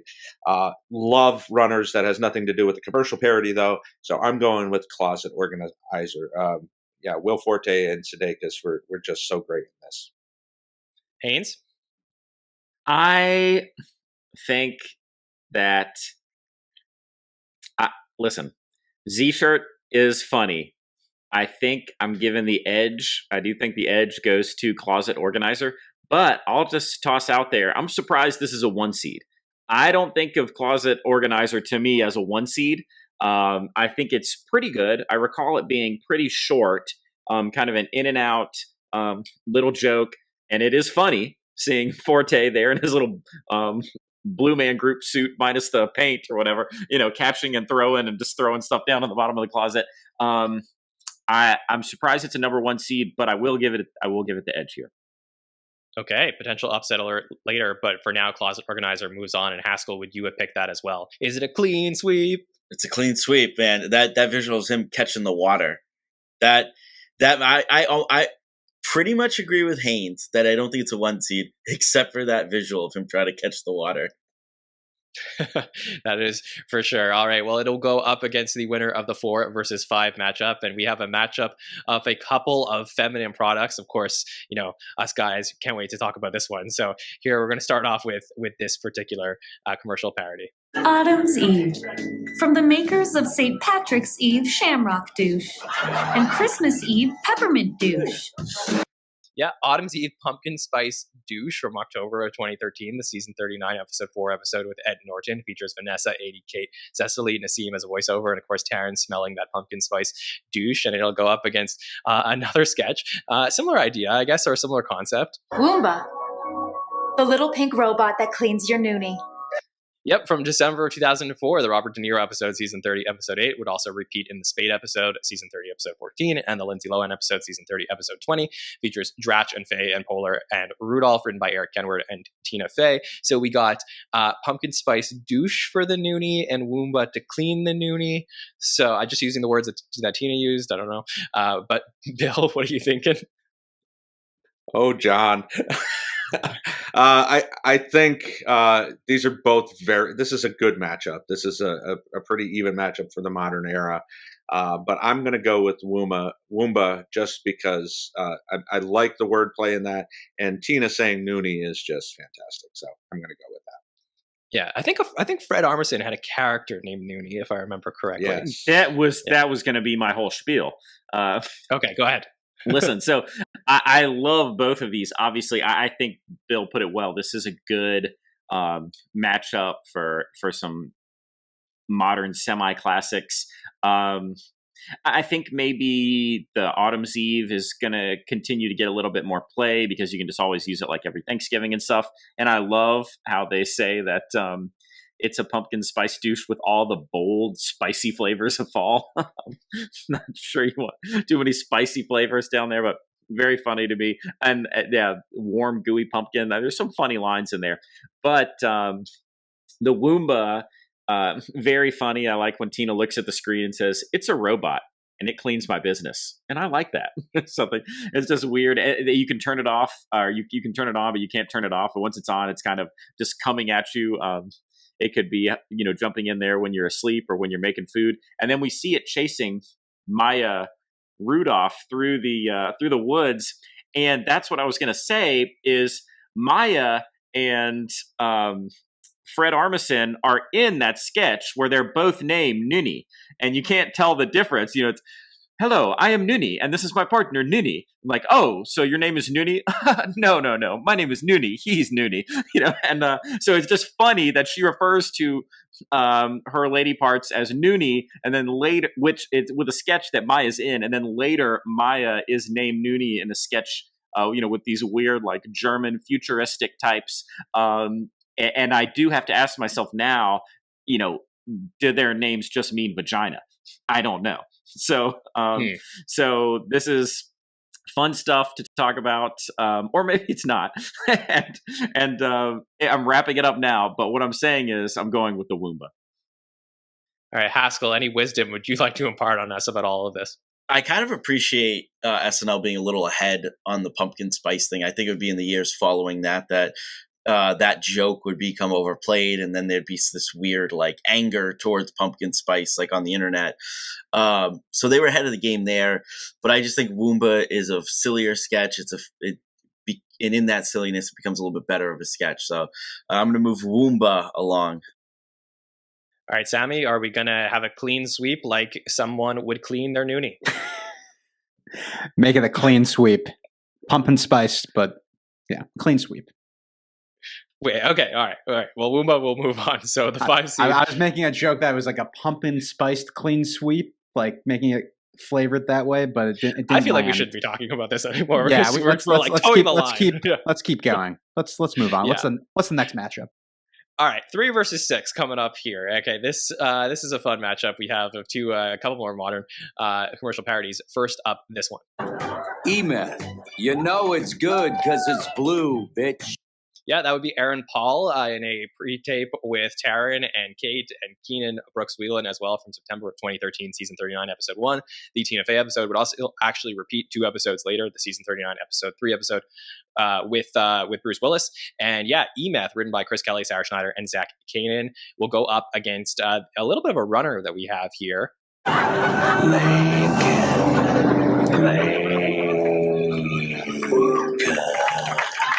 Yeah, all Jim Carrey in October of 2014, season 40, episode 4, where we have McConaughey impressions for Lincoln. So E-Meth versus Lincoln. Haynes, what are you thinking? Nice rhyme, first of all. Congratulations on hearing what I'm thinking about the Lincoln. I think that E-Meth is funny, but to me, and obviously, they're saying, oh, you can smoke it at work and you can smoke it in the grocery store. I do think that the funniest part about it is that they're just cranking out all these terms for meth that I had never heard before, and probably they made up for the sketch. I'm guessing meth heads probably don't call it like shabu shabu as Amy Poehler does. But I like Taron Killam when he looks at the screen and says, I can ride the ice pony anytime I want. And it's funny. But I can't give it the win here. You might want to cut this out. I literally just forgot what the other option was. Oh, Matthew McConaughey for Lincoln. Oh, that's right. Yeah. Matthew McConaughey for Lincoln. Or you might want to leave it in. Maybe it's hilarious. But I think but I do think I started going like, oh my goodness, I can't remember what the other thing was I was comparing it to. Lincoln, I do think is the funnier sketch, and it really slow plays, and he's talking about rolling that booger up and, am I going to eat it or throw it out the window? And then, you get this kind of fake out. We're going to, so you get the Allstate commercial with Keenan. And then of course he gets hit, and it's Matthew McConaughey, and now he's looking completely crazed. He's got a tie tied around his head, like a bandana, just completely off his rocker. I think the Lincoln, and that commercial, I think just caught a lot of people. At the time, it felt like an iconic commercial. I don't know why, but we were all just paying attention to it. He's driving around the city late at night, again, directly after winning an Oscar. I could, and the narrator says, I could see you doing this, right after, the Lincoln Lawyer or something, but, not after you just won an Oscar. Anyway, it's got a lot of funny jokes in there. Jim Carrey, obviously very good. So I'm going with Lincoln. Okay, Haskell, where are you going to go? This is gonna be tough because I'm all gacked up on Whoop Chicken, so I've got to keep my. I see it's tough because yes, Lincoln is, and something we haven't talked about too much is like parodying like a truly like iconic commercial. And for a second there, those Matthew McConaughey commercials were iconic because nobody really knew it. But e-meth to me also is a moment in time because you have not just like the real starting of vapes and what like that was, but you also had the last couple seasons of Breaking Bad get tied into there. And just because of all that together, I'm going to go with e-meth. Sammy, what about you? Oof. I mean, this is like, very like early 2010s, like, you have the Breaking Bad craze and also like the Matthew McConaughey or the McConaissance sort of thing. So like this is very of like the same era. And both like really, really good modern commercial parodies.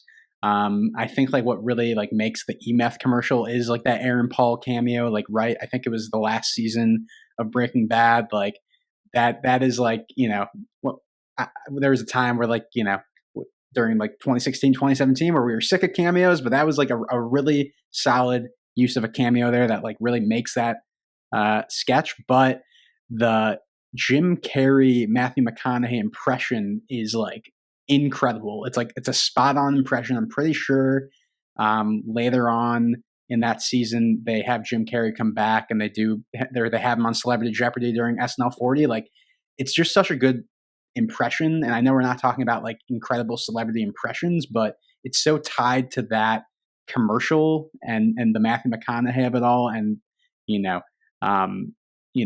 actual commentary they have on, what Matthew McConaughey was doing during that career for me, like all wrapped up together makes it the winner for me. So I'm going with the Lincoln commercials here. Okay, Bill. Yeah, I'm going to tie it up here. I think these are two moments in time. These guys have summed it up really well. I don't think the McConaughey stuff ages as well. Even though the impression is great, I don't know that you would be able to explain that to someone who never saw these commercials 10 years ago. I think the e-meth is still prevalent, with vaping and things like that. And I think Aaron Paul, people still get excited to see him, and you can hear the audience recognition when they show him in this parody. So I'm going with e-meth.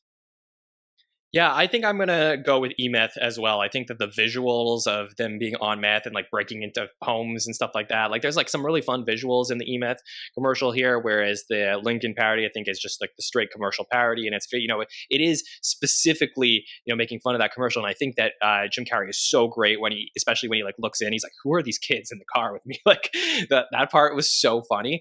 But I think, again, I don't necessarily pick the funnier one here. I think that I want to talk about the better commercial parody, and I think for me that is e-meth here. Also the fact that it's one versus this runner and sort of all three go hand in hand. I think that if I had to just pick the one solid one, I would go with e-meth. So that is my pick, and that will go up against the winner of the 2 versus 7, and we have our final play-in matchup of the bracket. And here we go, a favorite of all of ours in SNL history. I will play a pre-tape from this guy. Strap on your combat boots and start running for Black Friday's 12-minute madness at Megamart. This is happening.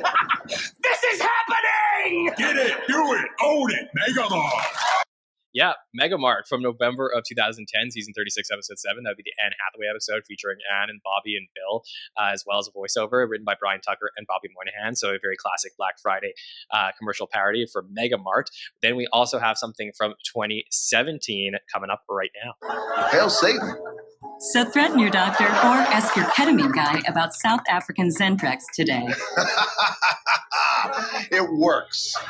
Yeah, that's from Dwayne Johnson, the May 2017 episode from season 42, episode 21, featuring Dwayne Johnson, Kyle, Bobby, and Cecily as the voiceover. So we have Megamart versus Zentrex for our final play-in matchup. Haskell, which one are you going to pick? Two great sketches, but as somebody who grew up in the late 2000s, early 2010s, two things I really miss is Black Friday and Bobby Moynihan just going crazy.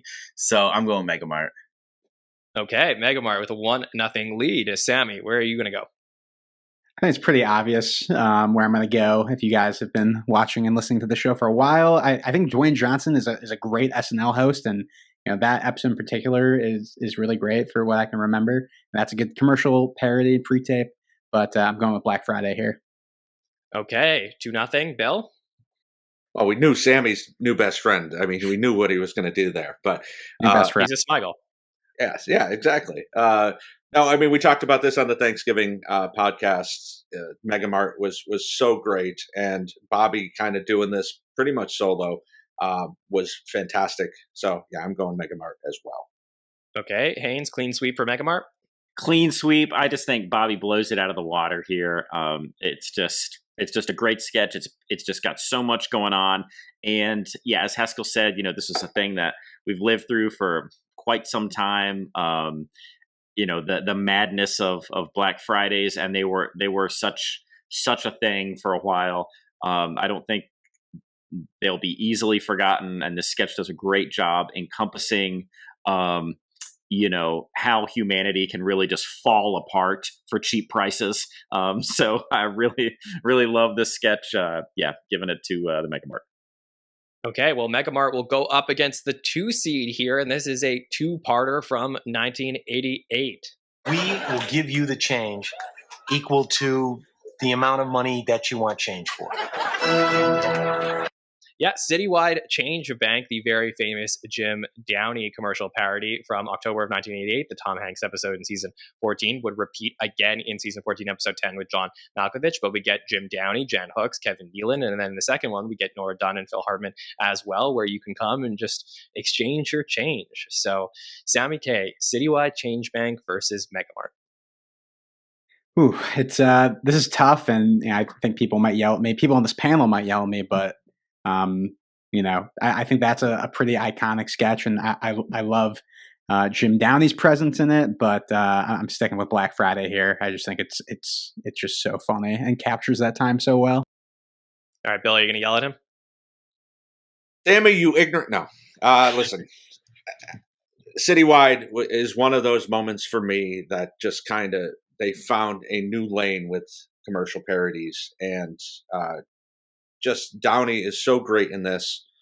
I don't know how much it plays today, just because who goes to a bank, But the thought of walking into a bank just to get change for your $5 bill, or because you just came back from another country and they can't exchange it for American dollars, but they can make change from that country's currency. It was just really low key, brilliantly done. I'm going with Citywide. Okay, 1-1 matchup here. Haynes, what are you thinking? It's so tough because I just think the change exchange is so smart, and the Black Friday is just it's palpable. You can feel that horror and tension in those moments. So fun. I just think Jim Downey, obviously complete genius writer, but I think his acting is underrated. I think he's a very good actor. And in this moment, I think I'm going to go with the change exchange. Haskell, are you going to tie it up, or will Change Bank go through? I do love commercials that sort of are like, well, what do you expect from our product? And this has a little bit of that. I like the line. It's we're not going to give you 2,000 nickels. And so I'm going to go Change Bank. Okay, Change Bank will move on to the Sweet 16, and now we have our Sweet 16 matchups from this section of the bracket. Let's start off with Closet Organizer versus Woomba. Haynes, where are you going to go with this one? Definitely Woomba for me. I like Closet Organizer. Again, I just didn't think it deserved to be a number one. Don't recall what seed Woomba was, but I'm taking Woomba here. Okay, 5 goes ahead, 1-0. So Haskell, what about you? Closet Organizer. That Forte is so good in it, and there's so much of it that doesn't make sense and is still hilarious. So I'm gonna go Closet Organizer. Sammy. Ooh, this one is really tough. I think I'm going with Woomba. I like kind of the elements of like sci-fi horror that they implemented into the sketch of like, the robot, comes to you and what does what does what it does, and like the visual of Maya running away from it like kind of gives me vibes of like the Evil Dead franchise, and that's a very specific reason, but I'm going with Woomba here. Okay, Bill, you gonna tie it up or no? I'm going to tie it up. Closet organizer, Forte at his finest. Going to do that. Give it to you. We know we know what's going to happen now with John. Yes, we do. Yeah, right there. Just from the logo, right into the basket for closet organizer. Obviously, I have to put my man Will Forte through to the Elite Eight. So, and I do actually genuinely think that this is a great commercial parody. So, I'm gonna move that one forward. And then we got e-meth versus Citywide Change Bank. So, Bill, I'm gonna start with you on this one: e-meth or Citywide Change Bank? This is easy. After everything we said about e-meth, I'm still going to go with Citywide. I think it holds up all these years later. Haynes. Yeah, just going to back up what Bill said about the way they just found a really nice lane with the Citywide Change Bank. So, yep, Change Bank. Okay, 2-0 there. Haskell. E-meth. You can't discount some of the funny silliness that they came up with for some of those lines. And again, everything I said about it being kind of that moment in time still stands. All right, Sammy, you have a chance to either tie it up or send Citywide Change Bank through to the Elite Eight. I really wish the Lincoln commercials were here. I just want that on the record. I voted for it. I love those sketches. I didn't vote for e-meth, but for this matchup, I still think e-meth is really great. And I'm tying it up. E-meth.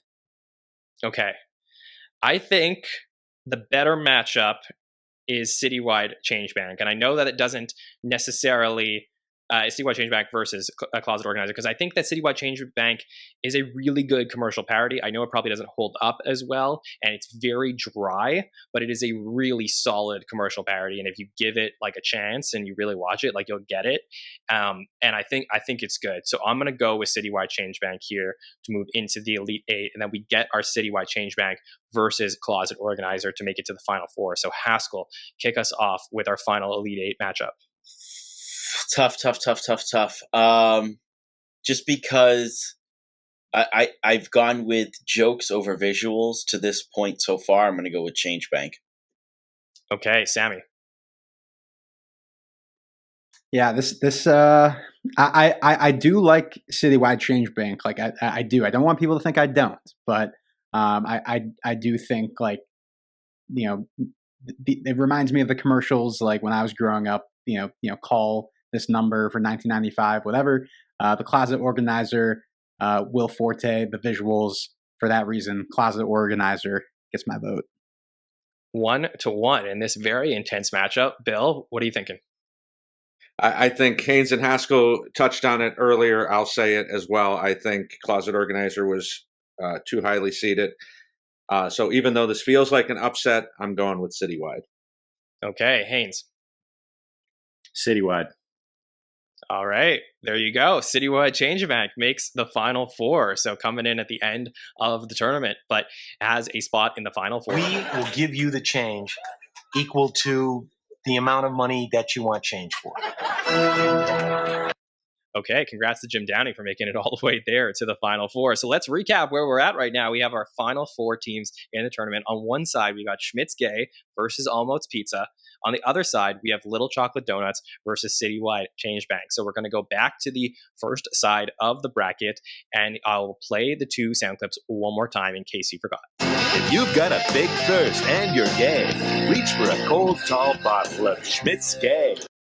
If it's almost dinner, it's almost time for Almost Pizza. The thing that's much like pizza, roughly speaking.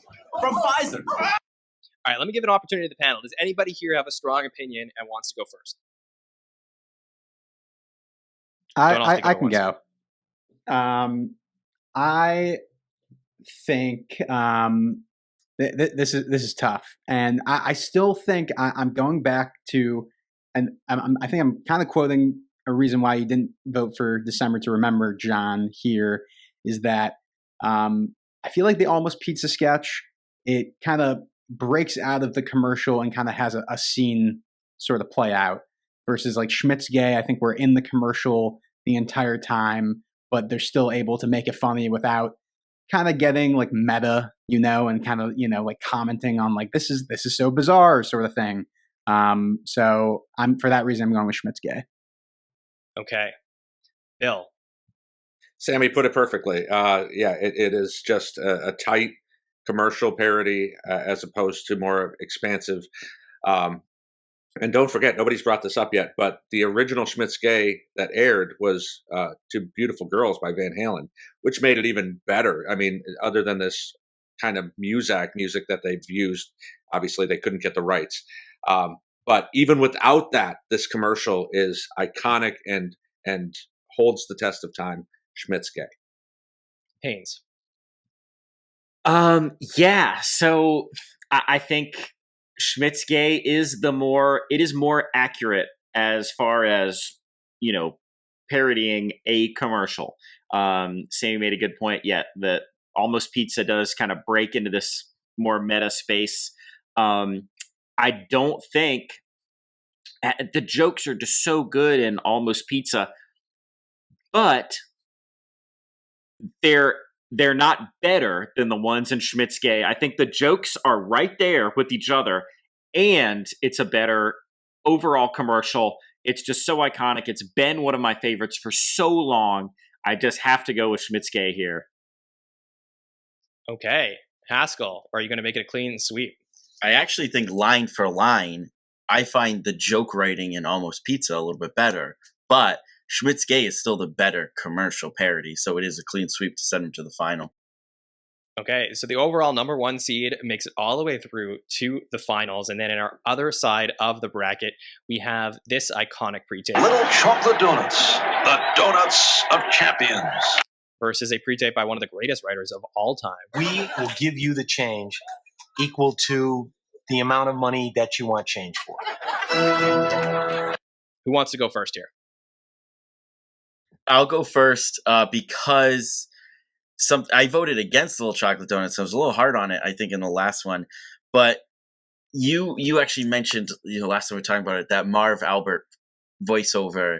And there's something about that just makes it this like iconic commercial moment of the time, but also kind of timeless. So Little Chocolate Donuts for me in this round. Okay, Sammy? Yeah, I think the way that they kind of utilize Belushi here, playing off his persona, being able to, play off his look and everything like that, and putting him into this scene and playing it super straight and subtle, really works for me, and why it is a classic, and why I think it is a little better in this matchup. And I'm going with Little Chocolate Donuts. All right, 2-0 here. Bill, what do you think? I like Citywide more, but I think Little Chocolate Donuts is the better parody when you get down to the minutia of it all. So I'm going with Little Chocolate Donuts as well. Haynes? Citywide is brilliant, but so is Little Chocolate Donuts, and Wheaties were just so big. Even I know that, not being around at that time. So I'm going with Little Chocolate Donuts. All right, we've made it to our championship round. We got Schmidt's Gay versus Little Chocolate Donuts. And yeah, a very famous commercial parody from the 90s versus one from the original era. Does anybody have a strong opinion here about who they want to vote for in the finals? Okay, Bill. I'll go. Listen, we haven't also mentioned that Schmidt's Gay was written by my new best friend, Robert Schmeigel, as well. And he has said that originally he wanted this to be Phil and Dana. Now imagine that commercial. That doesn't work, right? I don't know, as iconic as those two guys are.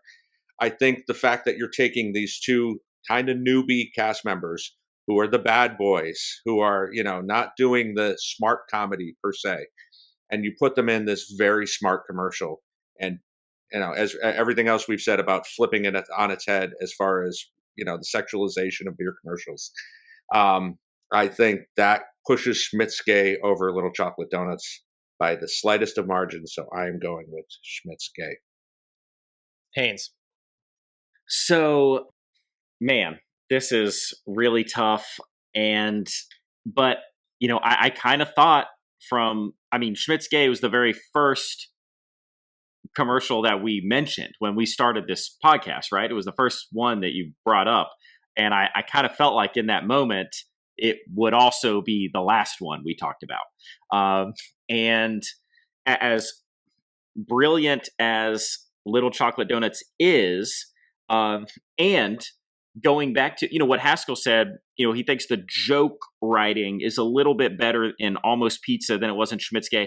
Well, maybe it is for the series of jokes that are lined up, but the satire in Schmitzke and the way they took, there's just in mainstream culture, there's, the type of dudes who want to drink beer with their buds are portrayed in like such a way, and the way that intersects their behavior with, heterosexuality, and then the way that, that gay men were often portrayed in society as fitting into kind of a different label, and the beauty of the satire here in just kind of, it's making a joke, but it's also reminding folks that not everybody fits into a box. I just love these like gay bros doing, kind of acting in this way that we thought of like dumb football idiot loving kind of guys. Like it's just top to bottom. It's wholesome. It's warm. It's loving. It's hilarious. It's gotta be Schmitzke.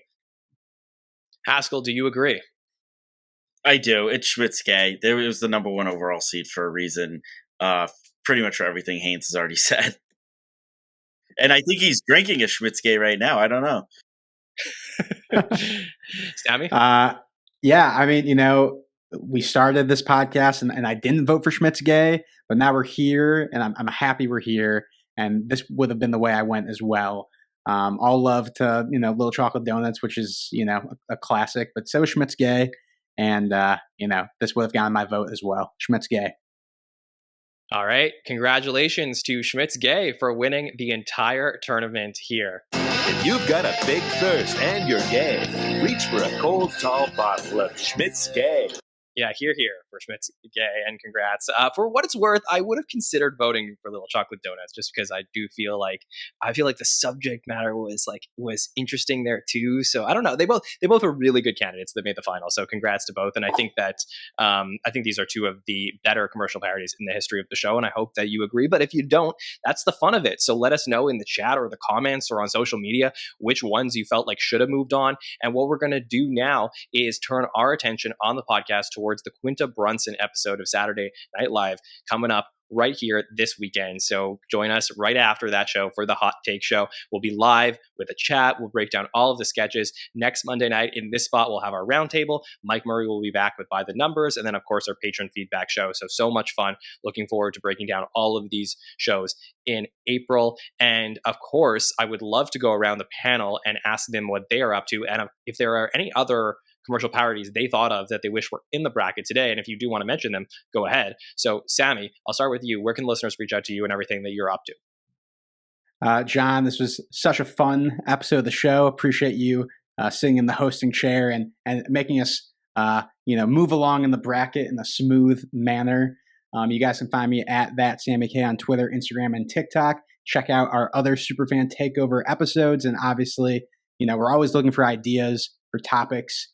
So, if you want to, hit me up on Twitter or on social media or let us know in the comments, if there's a particular thing you'd want us to discuss, that would be awesome. And then really quickly, as far as a commercial sort of genre of commercial parody that we didn't really touch on, I'm not sure if maybe they just weren't eligible, but as a big movie buff, the movie trailer parodies, that they would do on SNL, always great. One that comes to mind is they parodied that movie with Denzel Washington and Chris Pine, Unstoppable, like back in 2010 with Scarlett Johansson. I love that commercial movie trailer parody. So yeah, that's next year's bracket. Yeah, exactly. We'll have to save it for next year for Oscar season. I think that's a good idea. Definitely. All right, Bill, where can the listeners reach out to you? Thanks for having me as always, John. These are always such a blast. You can follow me at BKLove73. The two I would like to bring up, Starbucks Verismo with Jay Farrow, where you get the pod coffee thing at home, and he can just messes up your name constantly. But the one I can't believe is not on here, and as Sammy said, maybe they're not eligible, was Robert Goulet, Coconut Bangers Ball. Will Ferrell sitting in the car feeding a goat, talking about the album that he just put out. You can buy it for $19.95. So that was one of my favorites of all time. Okay, good to know. For maybe we'll do a part 2 one day. Haynes, where can listeners check you out? You can always follow me on Twitter at SNL Has a Cast and on Instagram at Candrew Attitude. I think we could have done an entire region of just toilet-based commercials. There are so many toilet commercials that SNL has done. I'm surprised we didn't have more of those. One thing that I hoped we would get to talk about that we didn't discuss was kind of an infomercial type starring Will Ferrell. I did say I hope we get to talk about Will Ferrell, at some point. We did, but this was the one I was hoping we would get to. It's called Dissing Your Dog. And of course, this is the one where after his third arrest and court-mandated anger management classes, he developed this way of training your dog. And it involves a lot of really extreme passive-aggressive sarcasm as you just say really mean stuff into your dog's ears to get them to change their behavior. I thought that was a pretty brilliant sketch with just a lot of hard laugh out loud moments. So if you haven't seen that one, YouTube Dissing Your Dog. Okay, and Haskell, take us home. Yeah, Andrew E. Haskell, Twitter, Instagram, stand-up dates all over New England. Hope to see you guys there. I have 2 quick ones. Gatorade cookie dough. I thought that's a sketch that I remember seeing all the time in reruns. And then a quick one from my wife, a direct quote: "If Rectix," from the Adam Sandler episode, isn't on the bracket, then I think an intern needs to be fired. Direct quote from my wife. So not from me. I love the interns. She's not happy that Rectix is not in here. All right. Well, someone's going to have to face the music. And also, speaking about toilet humor, Just go inside me. It's okay. I like it. Yeah, maybe Cologuard will appear coming up in the future. But yeah, I really hope you enjoyed this and let us know what you think. We really always appreciate the feedback. You can find us at the SNL Network on Facebook, Twitter, TikTok, and Instagram. If you missed it, we spoke to Daryl Hammond last week on SNL Stories. Just such a fun conversation to get to talk to him. One of the most unique SNL stories we've ever really done, where we got to hear about his mindset when performing on the show. So looking forward to doing a lot more of those before the end of the season. You can find me at Jon Schneider 24. And for Sammy, Bill, Haynes, and Haskell, my name is Jon Schneider from the Saturday Night Network. We will see you next time, everybody. Have a good one.